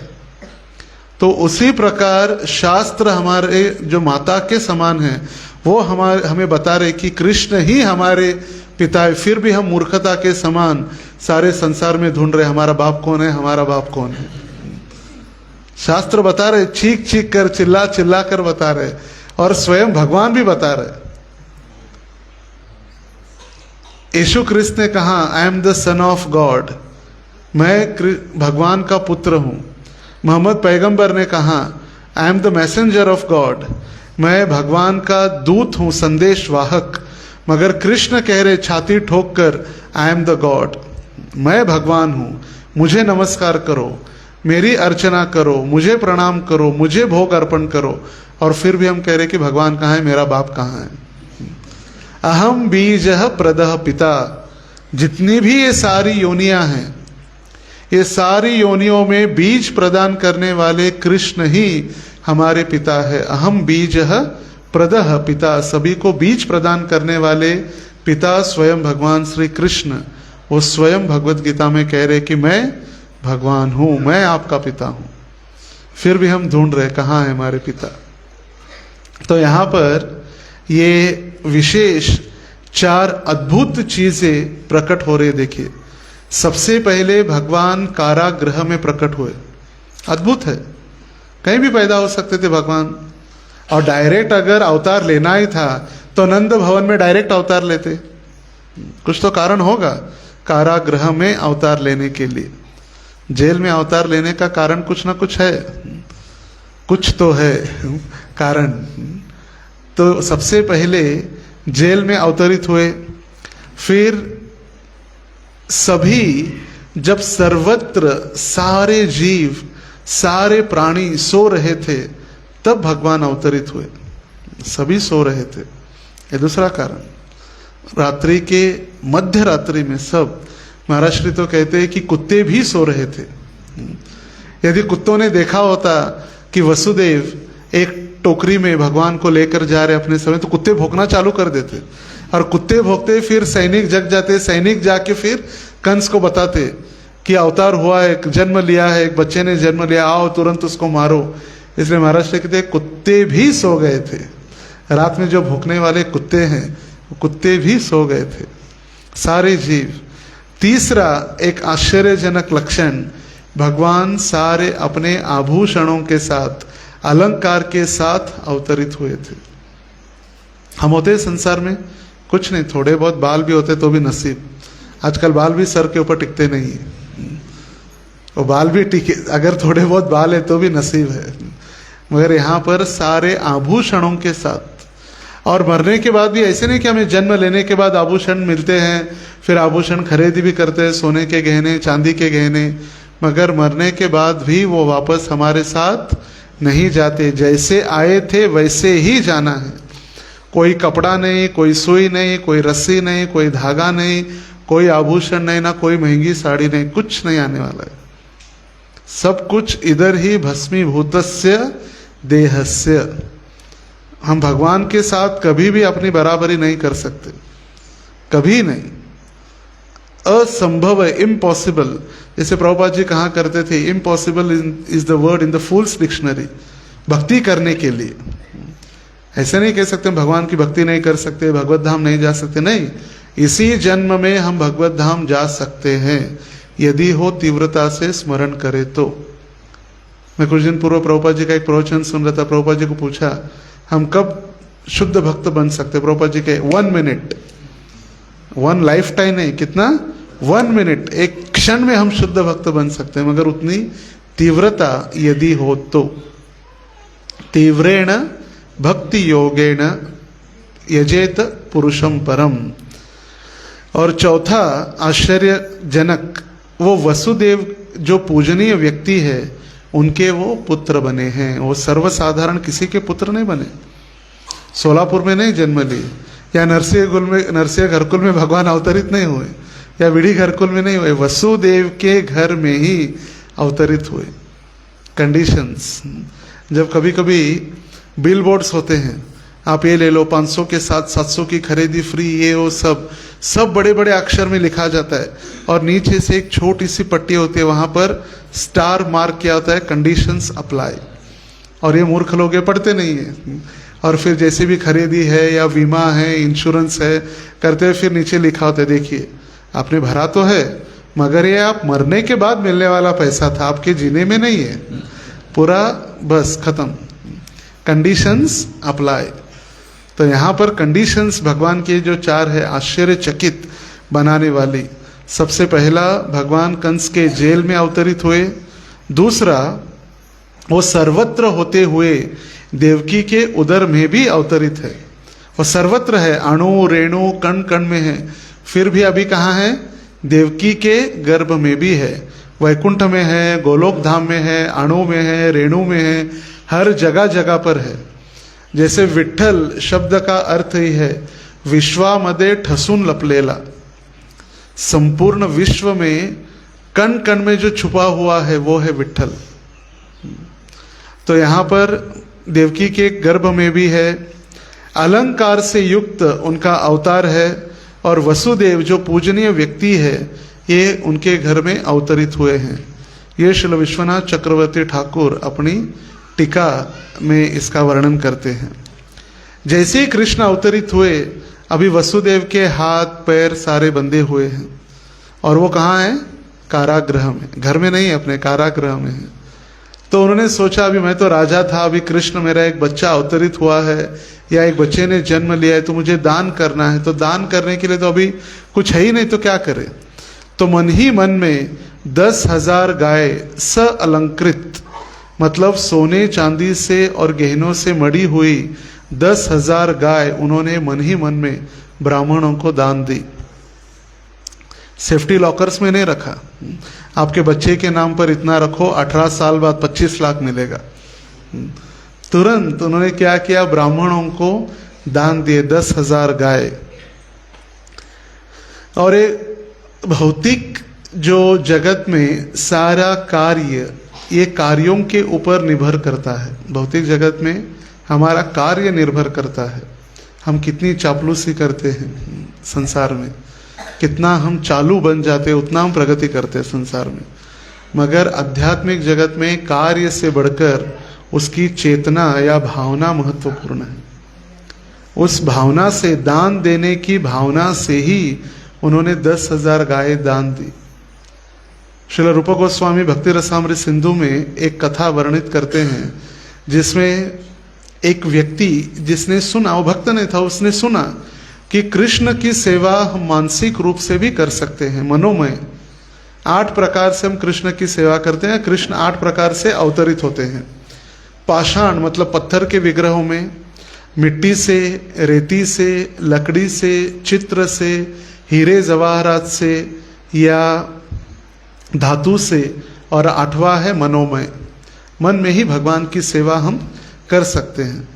तो उसने सुना कि मन में सेवा होती है, तो उसने गया घर पे, और वो हर रोज मन ही मन में भगवान कृष्ण को आभूषण कर रहा था, श्रृंगार, उनको भोग लगाना, उनकी आरती करना मन ही मन में।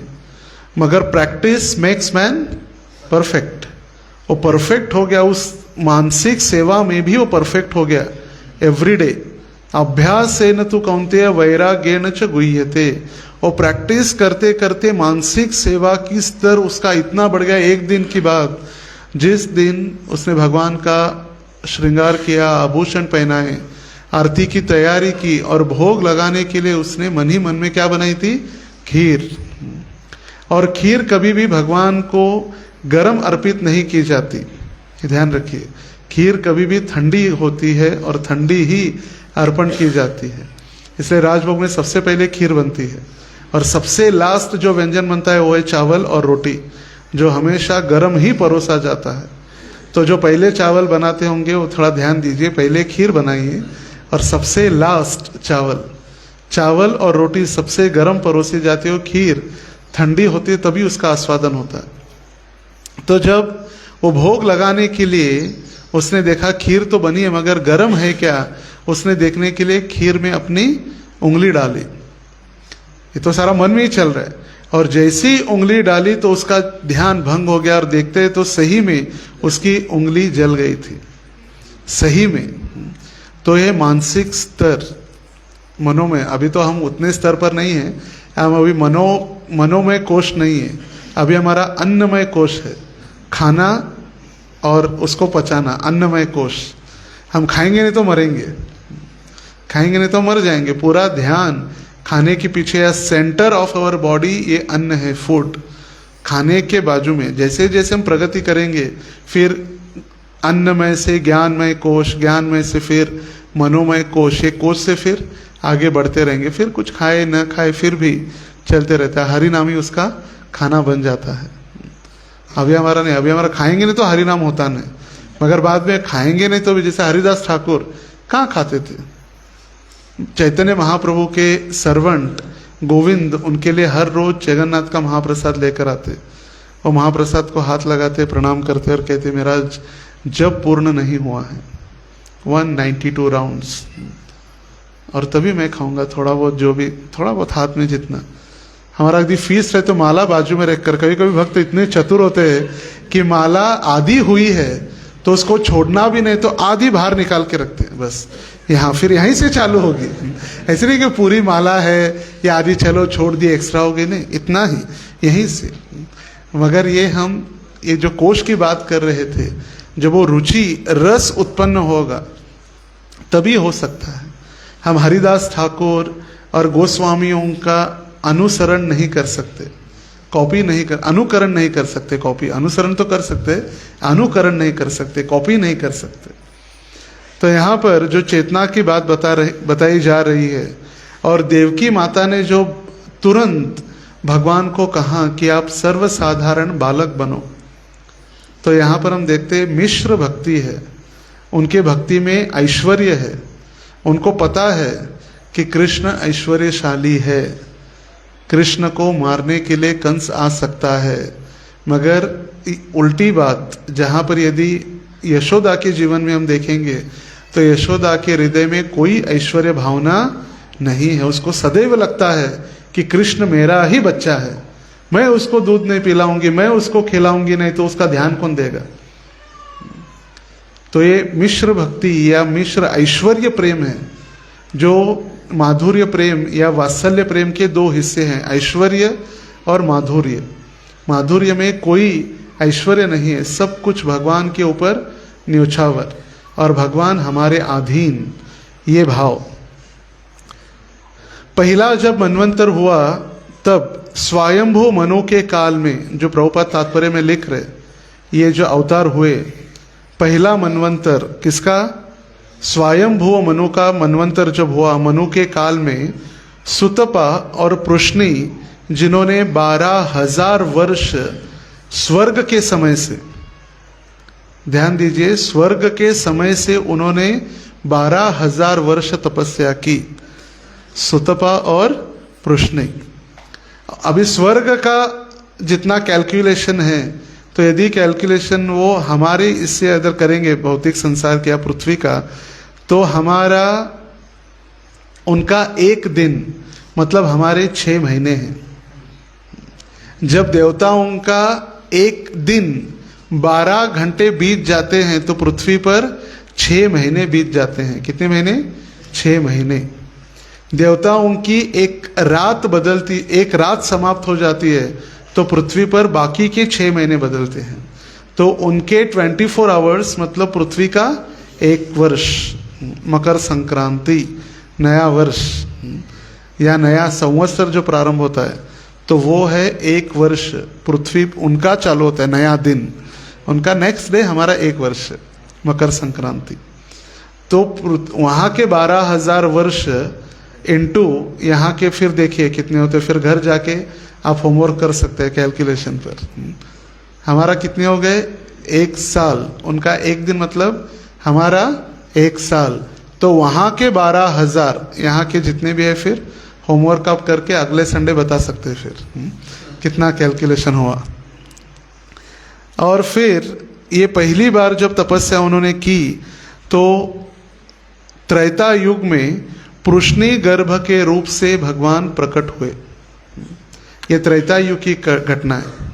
उन्होंने जब तपस्या की, ये 12,000 स्वर्गीय वर्ष त्रेता युग में भगवान श्री कृष्ण अवतरित हुए पृश्नी गर्भ के नाम से। सुतपा और पृश्नी, भगवान का नाम हुआ क्या? पृश्नी गर्भ।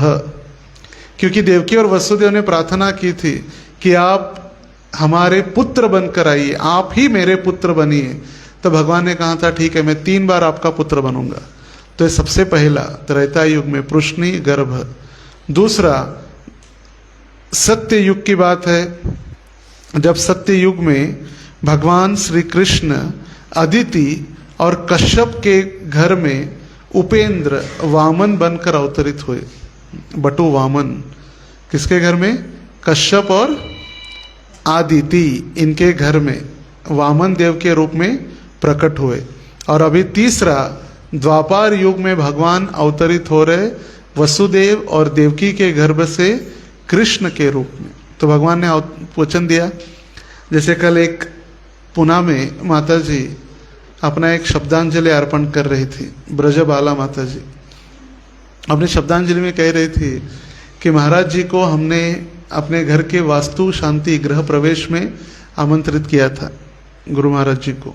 और महाराज जी उस दिन पुणे में थे, मगर महाराज जी की फ्लाइट थी, इसलिए घर पे नहीं विजिट किए।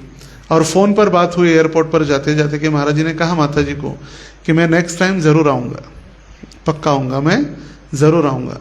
और जैसे ही ट्रैवल ख़त्म करके जो महाराष्ट्र में आए महाराज जी, और फिर नागपुर जाना था, नागपुर की 11 बजे की फ़्लाइट थी, राधाष्टमी पिछले वर्ष, और सुबह 4 बजे इचलकरंजी से निकलकर 8:30 पौने 9 बजे जब महाराज जी पुणे पहुँचे तो उसी माता जी को कहा गया था कि एयरपोर्ट पर आप प्रसाद लेकर आना है पैकिंग करके। मगर समय था इसलिए महाराज जी ने कहा चलो उनके घर जाते हैं, घर जाके ही प्रसाद लेते हैं। फिर घर गए, प्रसाद लिए, और 6 महीने पहले जो कहा था कि मैं ज़रूर आऊँगा, जाते जाते याद भी दिलाया, देखो मैंने कहा था ना आऊँगा, मैं आ गया, मेरा वचन पूरा हो गया। तो भगवान के भक्त यदि दिए वचन को पूर्ण कर सकते हैं तो फिर भगवान क्यों नहीं। और 3 बार जो कहा था अवतार लेंगे, तो तीनों बार भगवान अवतरित हुए, पृश्नी गर्भ, वामन देव और अभी कृष्ण के रूप में। और अभी आनंद लेने के लिए, अभी आनंद तो उनको सदैव होता ही है, क्योंकि देखिए जन्म लेने के बाद तुरंत उनको शिफ्टिंग किया, कहाँ? मथुरा से गोकुल वृंदावन। अभी देवकी को वो जो बचपन की लीलाएं या बाल्यकाल की लीलाओं का आस्वादन देवकी नहीं कर पाई, या भगवान को दूध पिलाने की सेवा उनको नहीं प्राप्त हुई। जब भगवान प्राय 125-120 आयु के थे द्वारका में, और तब देवकी के लिए वसुदेव ने जब विवाह, क्षमा कीजिए, कृष्ण के जो विवाह हुए, और रुक्मिणी, सत्यभामा, लक्ष्मणा, कालिंदी, सब पूरा संसार चल रहा था, तब भगवान ने उनकी जो इच्छा थी दूध पीने की इच्छा, वो इच्छा भी पूर्ण की। तो आश्चर्य लग सकता है, अरे इतना बड़ा लड़का, अभी 120 साल का लड़का माँ का दूध पी रहा है। भगवान की आयु जैसे मैंने कही 15.5 साल के ऊपर कभी नहीं बढ़ती है। और ये दृश्य जब रुक्मिणी ने देखा तो रुक्मिणी भी आश्चर्यचकित रह गए कि इतने हमारे द्वारकाधीश, 1008 राजाधिराज महाराज, द्वारकाधीश, द्वारका नरेश, वो अपने माता का स्तनपान कर रहे। ये दृश्य जब देखा रुक्मिणी ने तो आश्चर्यचकित रह गए, और रुक्मिणी ने उस दृश्य का एक विग्रह बनाया, स्वयं रुक्मिणी ने। और उस विग्रह का आज भी हम दर्शन कर सकते हैं उडुपी में। उडुपी कृष्ण ये द्वारका के हैं, मगर द्वारका में जिन्होंने देवकी का स्तनपान किया वो बालक कृष्ण उडुपी में है, जिसकी स्वयं रचना या मूर्ति स्वयं जिन्होंने बनाई, और कोई ने होकर स्वयं रुक्मिणी। शिल्पकार कौन है? रुक्मिणी। स्वयं रुक्मिणी ने भगवान के विग्रहों की स्थापना या विग्रहों का तैयारी, स्वयं विग्रह तैयार किए हैं। तो विग्रह आज भी हम उडुपी में देख सकते हैं। और देखा जाए तो भगवान को दुष्टों को मारने के लिए या असुरों का संहार करने के लिए स्वयं आने की आवश्यकता नहीं है। थोड़ा सा भी सुनामी भेज देंगे तो बहुत है, भगवान थोड़ा सा भी फूंक देंगे तो असंख्य अनंत कोटि ब्रह्मांड के सारे समंदर पृथ्वी पर आ जाएंगे। थोड़ा सा भी भगवान करवट बदल लेते तो पृथ्वी में हाहाकार मच जाता है। तो भगवान को आने की जरूरत नहीं एकदम ये तुच्छ असुरों को मारने के लिए। देखिए, जब ध्रुव महाराज ने तपस्या की 6 महीने, पहले महीने में वो कंदमूल फल खा रहे थे 3 दिन में एक बार, फिर 12 दिन में एक बार पानी पी रहे थे, फिर 9 दिन में एक बार पानी पी रहे थे, फिर 12 दिन में एक बार सांस लेना प्रारंभ किया, और 6ठे महीने में जब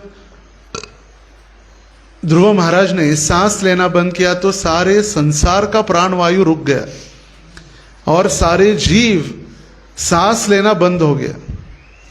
यदि देखिए, भगवान का एक शुद्ध भक्त 5 साल का बालक यदि तपस्या करके प्राणवायु रोक सकता है तो भगवान के लिए क्या है। भगवान के भय से प्राणवायु हवा चल रही है। भगवान ने थोड़ा भी सोचिए, आज 10 मिनट के लिए ऑक्सीजन बंद कर दिया। नाक बंद करने की जरूरत नहीं, सिर्फ ऑक्सीजन ही बंद कर दिया। भगवान का आने की जरूरत नहीं हमारे हर एक के नाक बंद करने के लिए। हम सिर्फ सोच भी सकते, सिर्फ ऑक्सीजन बंद कर दिया, क्या होगा? समाप्त। हमें जलाने वाला भी कोई नहीं बचेगा, हमें शमशान घाट पर लेकर जाने वाला भी कोई नहीं बचेगा। जैसे पुराने जमाने में गांव में एक साथ आती थी, साथ एक गांव का गांव ही पूरा मर जाता था तो साथ में। तो उसी प्रकार भगवान को आने की जरूरत नहीं, सर्वसाधारण ये असुरों को मारने के लिए इच्छा से ही सब कुछ हो सकता है। तव इच्छा मते ब्रह्मा कोरे न सुजन, तव इच्छा मते विष्णु कोरे न पालन। इच्छा से हो सकता है। फिर भी भगवान क्यों आ रहे? अपने भक्तों के साथ आदान प्रदान करने हेतु। ये सबसे महत्वपूर्ण कारण है भगवान का अवतरित होने का।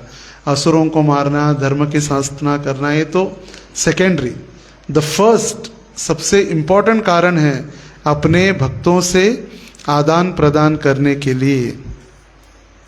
तो जो भी हम आदान प्रदान कर सकते, जैसे हिरण्यकश्यप को भगवान मार सकते थे, मगर प्रहलाद को दर्शन देने हेतु, प्रहलाद की रक्षा करने हेतु नरसिंहदेव प्रकट हुए। नरसिंहदेव भगवान की। तो भक्तों का रक्षण करने हेतु। तो इसीलिए हम देखते हैं, छोटे बच्चे हो या बड़े बुजुर्ग हो, भगवान सभी के साथ आज भी आदान प्रदान करने के लिए तैयार है। सिर्फ हमें कंडीशन दी गई है कि हमें एक प्रामाणिक गुरु के अधीन होकर गुरुदास बन के हमें सेवा करनी है बस। और वो गुरु का कर्तव्य है या वो गुरु की जिम्मेदारी है, हमें भगवत धाम कृष्ण लीला में जो भी सेवा है उन्हें हमें सेवा में रत करे या सेवा में लगाए। तो ऐसे ही श्रील प्रभुपाद जी की कृपा से इस्कॉन के हर एक मंदिर, 800 मंदिरों में 800 मंदिर के भक्त एकत्रित आकर 800 मंदिरों में जन्माष्टमी की तैयारियां, 800 मंदिरों में कलेक्शन, फंड रेजिंग, हर जगह वही जन्माष्टमी सीजन, जन्माष्टमी का एक सीजन या जन्माष्टमी ही चल रही है।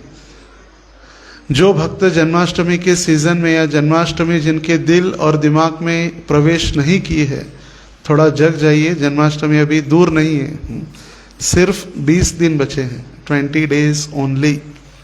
जब घर में एक बहुत बड़ा विवाह या कोई कार्य होता है तो कितनी तैयारियां करते हैं। और यहाँ तो अनंत कोटि ब्रह्मांड के स्वामी अवतरित हो रहे। एक भक्त के घर में कुछ कार्यक्रम था जिसमें सिर्फ 150 लोग आने वाले थे। 150 लोगों का एक कार्यक्रम और एक भोजन, एक दिन का कार्यक्रम, एक दिन का भी नहीं, 1 day इवेंट, 1 इवेंट थी, एक दिन में 1 इवेंट। 150 भक्तों का, 150 लोगों का प्रसाद और तैयारी थी। तो उसके लिए 8-10 दिन से तैयारियां चल रही थी, 8-10 दिन से।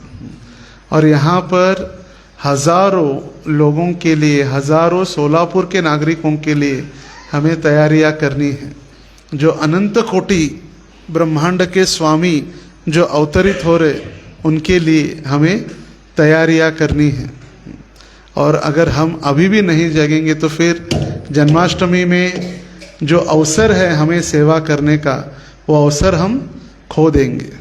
जन्माष्टमी होगी, भगवान किसी न किसी को तो निमित्त बनाएंगे ही। जैसे अर्जुन को भगवान ने निमित्त बनाया, निमित्त मात्र भव सव्यसाची। ऐसे नहीं कि हम नहीं करेंगे तो होगा नहीं, हमारा ये भ्रम है। कोई भी व्यक्ति इस संसार में रहने या न रहने से कुछ फर्क नहीं पड़ने वाला है, सिर्फ भगवान से ही फर्क पड़ता है। और भगवान की यदि इच्छा है तो फिर वो सेवा अपने किसी को भी वो कार्य देकर किसी को भी वो निमित्त बना सकते हैं। मगर ये भगवान ने कार्य या ये सेवा हमारे लिए रखी है, हमें वो निमित्त बनाना चाहते भगवान, इसीलिए हमें सेवा करनी है। हम गेस्ट नहीं, हम होस्ट है, प्रायोजक। एक है यजमान और एक है प्रायोजक। हम प्रायोजक है, हम करने वाले हैं।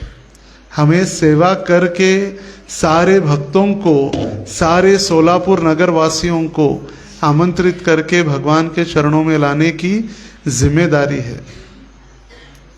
जैसे प्रभुपाद जी को प्रश्न पूछा गया, प्रभुपाद जी चैतन्य महाप्रभु अवतरित हुए और उन्हें सिर्फ बंगाल, उड़ीसा और कुछ वृंदावन के या भारत के भाग में प्रचार किया, उन्हें पूरे भारत में, विश्व भर में क्यों प्रचार नहीं किया?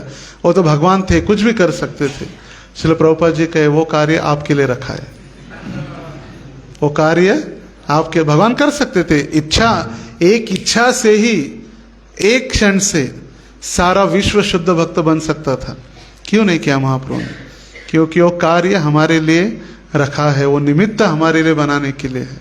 तो इसलिए हम भगवान की सेवा कर कर भगवान के ऊपर उपकार नहीं कर रहे, भगवान हमारे ऊपर उपकार कर रहे हो सेवा हमें देकर।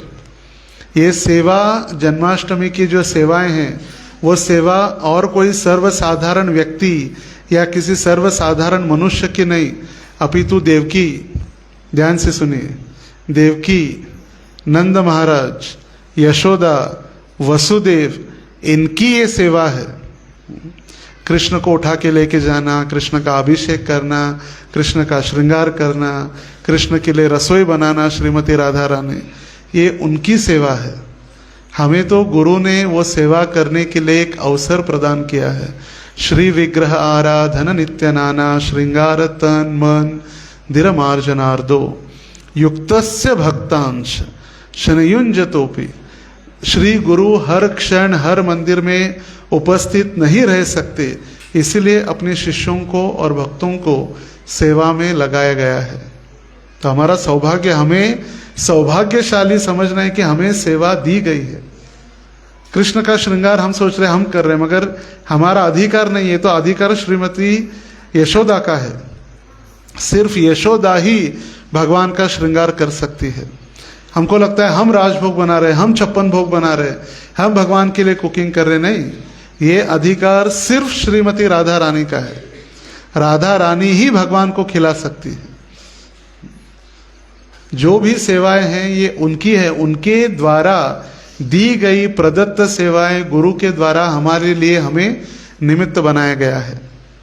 चाहे फिर वो फंड रेजिंग हो या कलेक्शन हो, कुकिंग हो, सर्विंग हो। कभी कभी लगता है कि ये सारी सेवाएं, अरे वो तो प्रवचन देना बहुत बड़ी सेवा है, सफाई करना बहुत साधारण सेवा है। नहीं, भगवान के दृष्टिकोण में सभी सेवाएं समान हैं। हमारी भावना, जिस भावना से हम सेवा कर रहे, ये यथा माम प्रपद्यन्ते ताम स्थतैव भजाम्यहम।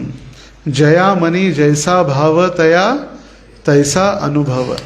जिस भावना से हम सेवा कर रहे, उस भावना से ही हमें कृष्ण आदान प्रदान जरूर करेंगे, निश्चित।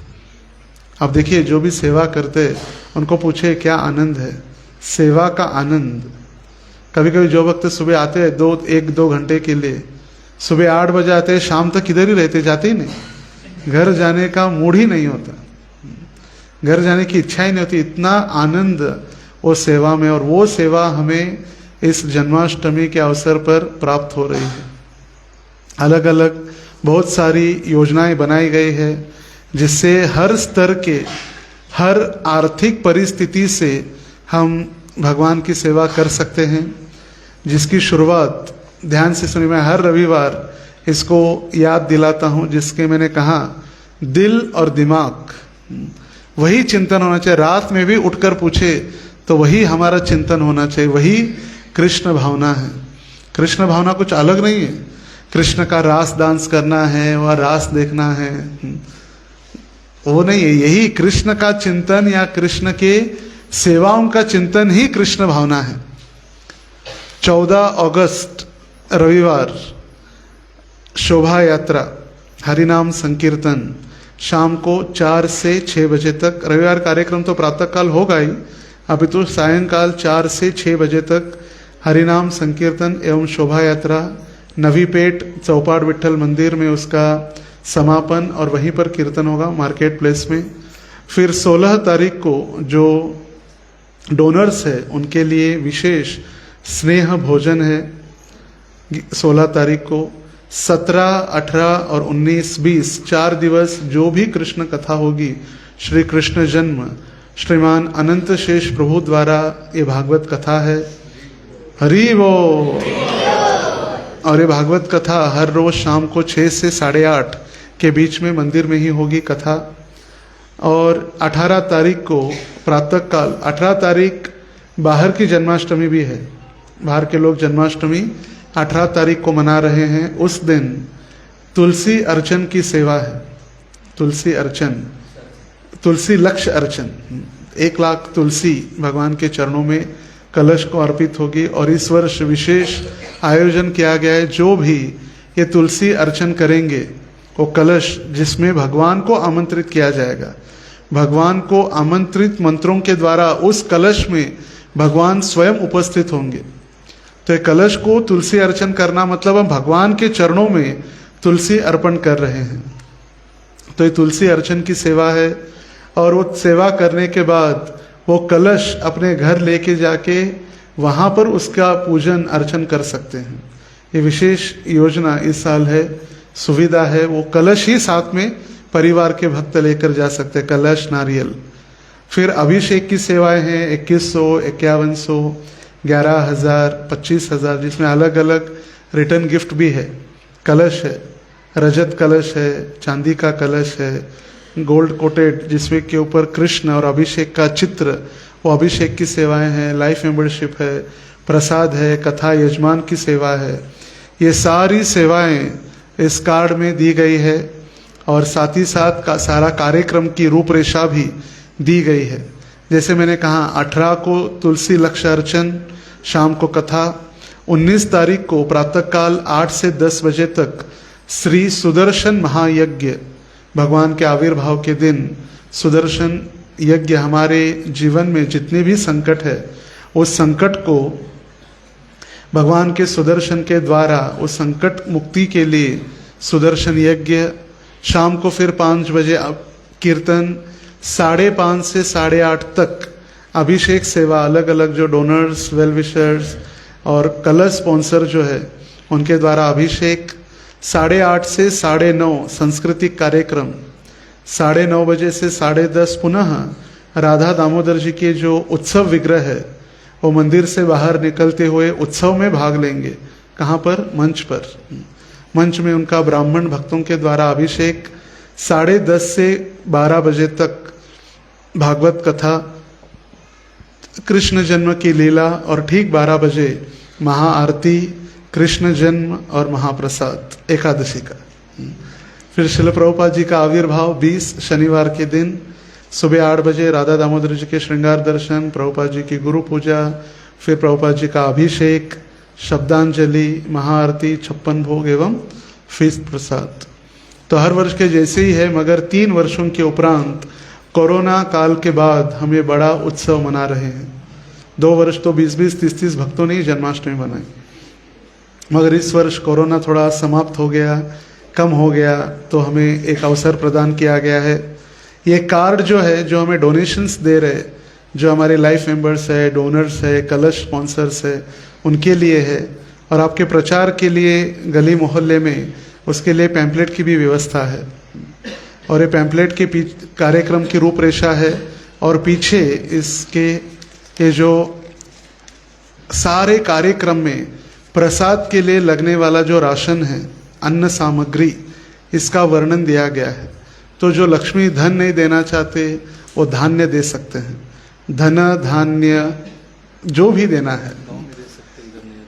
और ये भी सुविधा है कि आपको जहाँ से एकत्रित करना है, मंदिर के भक्तों को संपर्क कर सकते हैं। वहाँ पर मंदिर के भक्त स्वयं जाकर आपके घर से, आपने यदि दुकान में ऑर्डर दे दिया कि हरे कृष्णा वाले आएंगे 1000 किलो शक्कर दे दो हमारे ओर से, तो जा डायरेक्ट दुकान से भी एकत्रित करने की सुविधा है। तो जो भी पत्र पुष्प फलम तोयम, जो भी हम सेवा कर सकते यथाशक्ति। इसका मतलब नहीं कि हमारे पास 1 लाख है और हम भगवान को सिर्फ 1 रुपये दिए और 99,999 रुपये हमारे पास रखे, नहीं। सड़ल हस्ते मदद, जिसको है ना सड़ल हस्ते, हाथ खोलकर, चाहे फिर IYF हो, IGF हो, कोई कांग्रीगेशन हो। देखिए, जब हमारे लिए घर में शादी के लिए या कोई त्योहार के लिए, कपड़े के लिए, जीन्स टी शर्ट साड़ियों के लिए बहुत लक्ष्मी है, मगर जब भगवान का नाम आता है तो हमारे पास लक्ष्मी नहीं है। प्रभु जी क्या करे, गरीबी है, काम नहीं है, सिर्फ भगवान के लिए। यदि भगवान को देकर देखिए कितना आनंद है। भगवान को जो देता है उसको इतना अनगिनत रूप में पाता भी है, कभी कम नहीं हुआ। जो देता है उसका बढ़ते ही जाता है, बढ़ते ही जाता है, बढ़ते ही जाता है। मैंने एक आपको कथा बताई थी, एक प्रसंग, कथा नहीं, एक सत्य घटना या प्रसंग। नोएडा मंदिर का जब मैंने कहा 2014 में नोएडा इस्कॉन मंदिर उद्घाटन हुआ, जन्माष्टमी में हमें गोविंद दास का भी उद्घाटन करना था। तो हमारे जो सबसे मुख्य यजमान है, डोनर, जिन्हें मंदिर के लिए, मंदिर के लैंड के लिए 3 करोड़ धनराशि ऑलरेडी दे चुके थे, जमीन मंदिर बनाने के लिए। तो मीटिंग में आए, उनको कहा गोविंदा का 60 लाख खर्चा है, आप कितना देंगे? उन्होंने कहा 5 लाख।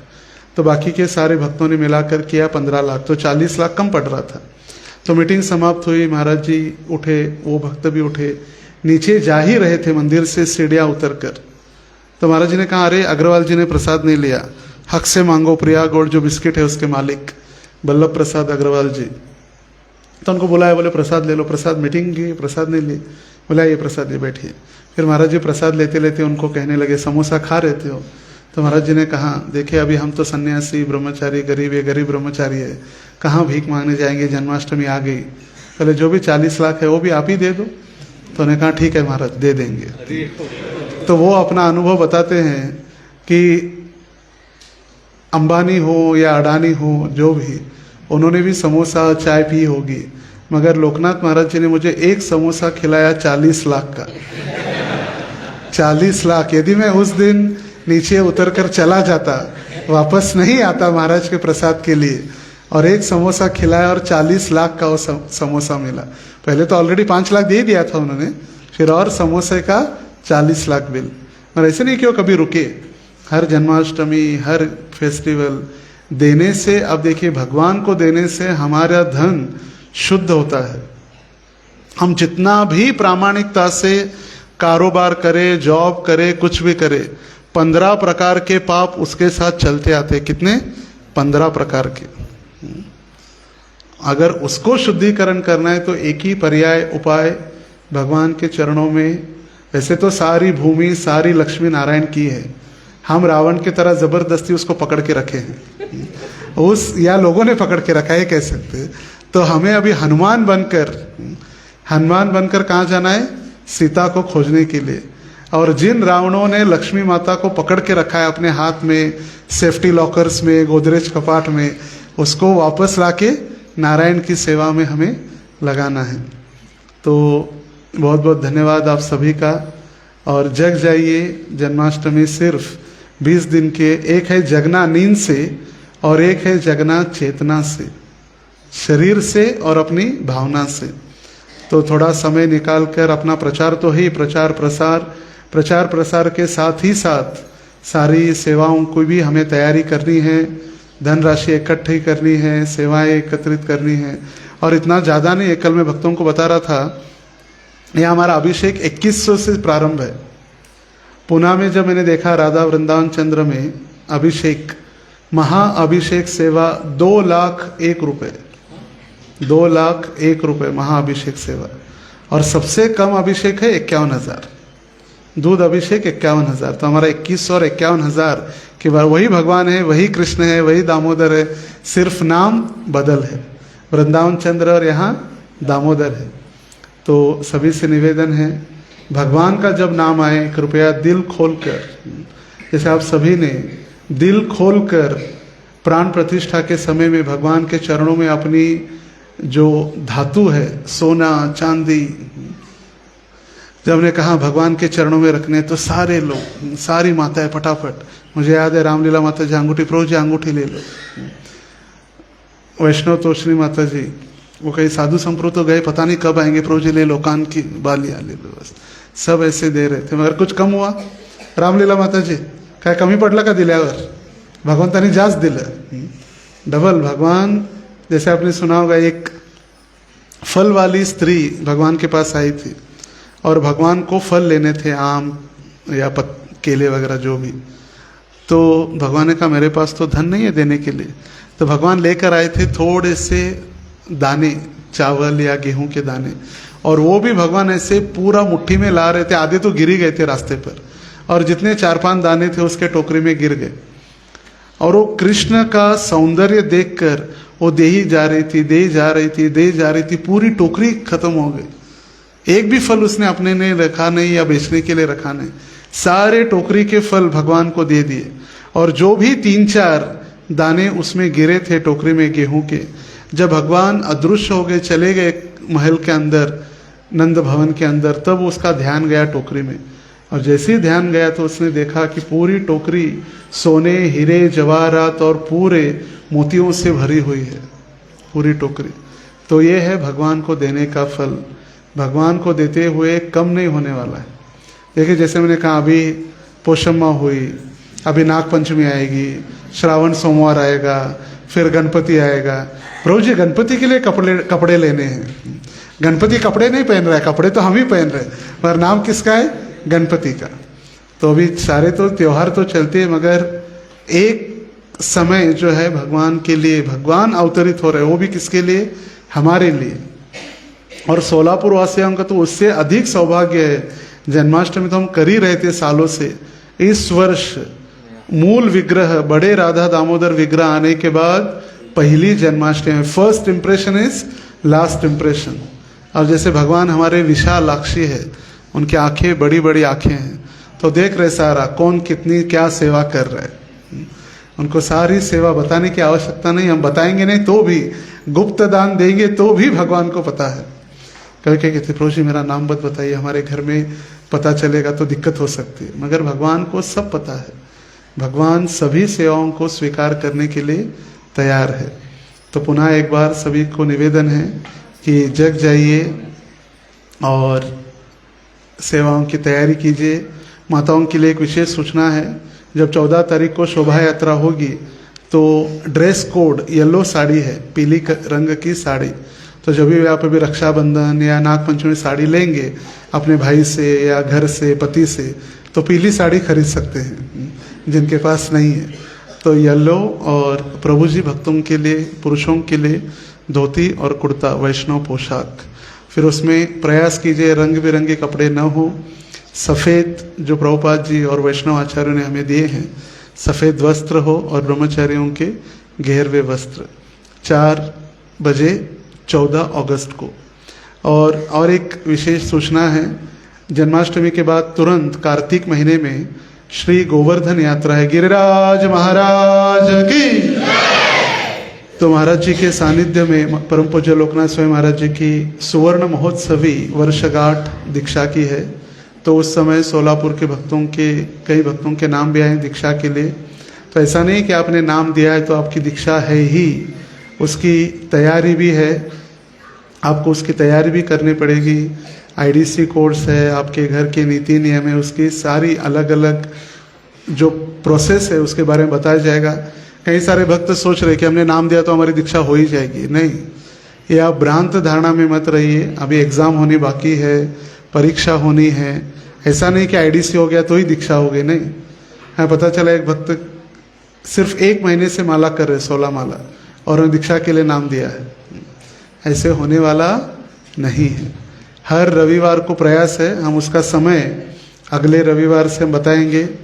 उसका रविवार या बुधवार जो दीक्षा के लिए नाम देने वाले कृपया आज कल या इसी हफ्ते में दीजिए। स्पेशली डायरेक्ट नहीं देने हैं, उनके जो काउंसलर्स है, प्रचारक है, जैसे अलग अलग क्षेत्र के हमने अधिकारी बनाए हैं, अपने अधिकारियों के द्वारा ही नाम स्वीकार किए जाएंगे। डायरेक्ट नहीं, जिनका कुछ लेना देना नहीं, नाम पता नहीं, साल में कभी मंदिर में दिखे नहीं, जन्माष्टमी टू जन्माष्टमी, दीक्षा टू दीक्षा, ऐसे न हो। तो जैसे विठ्ठल रुक्मिणी मंदिर में लीलानंद प्रभु है, रामलीला माता जी है, ब्रजवधु माता जी, जो भी प्रमुख जहाँ के प्रचारक है, एरिया प्रमुख, उनके पास आप नाम दीजिए और वही मंदिर में नाम देंगे। और नाम देने के बाद अगले रविवार से जिनके नाम दिए गए हैं दीक्षा के लिए, उनकी दीक्षा की तैयारी करने के लिए एक अलग से उनका क्लास होगा, जिसमें भोग मंत्र और वैष्णव प्रणाम, आरती कंठस्थ करना, तिलक मंत्र, कभी कभी डायरेक्ट यदि पूछा जाता है वांछा कल्पतरुभ्यश्च हे कृष्ण करुणा सिंधु राधे वृंदावनेश्वरी, ऐसे होने लगता है फिर। तो इसीलिए डायरेक्ट न होते हुए 10 नाम अपराध वगैरह अभी से ही, रविवार शाम को हो सकता है या प्रसाद के बाद हो सकता है, आपके अनुसार समय निर्धारित किया जाएगा और उसकी एक ट्रेनिंग सेशन प्रारंभ होगा। तो उसका भी आप सभी ध्यान दे सकते हैं। जो प्रचारक है अपने नाम दे सकते हैं और सभी जो भी प्रचारक है, मंदिर के दीक्षित भक्त है, प्रवचन के उपरांत, प्रसाद के उपरांत मंदिर का जो ऑफिस है वहाँ से श्रीमान तीर्थराज प्रभु, परमानंद प्रभु या आनंद वर्धन प्रभु वहाँ पर आपको मिलेंगे। उनसे आप रिसीट बुक, पैम्पलेट्स और इनविटेशन कार्ड कलेक्शन के लिए प्राप्त कर सकते हैं। हरे कृष्णा कृष्णा कृष्णा हरे हरे, हरे राम राम राम हरे हरे। श्रील प्रभुपाद की जय। श्री श्री राधा दामोदर भगवान की, ग्रंथराज श्रीमद् भागवत महापुराण की।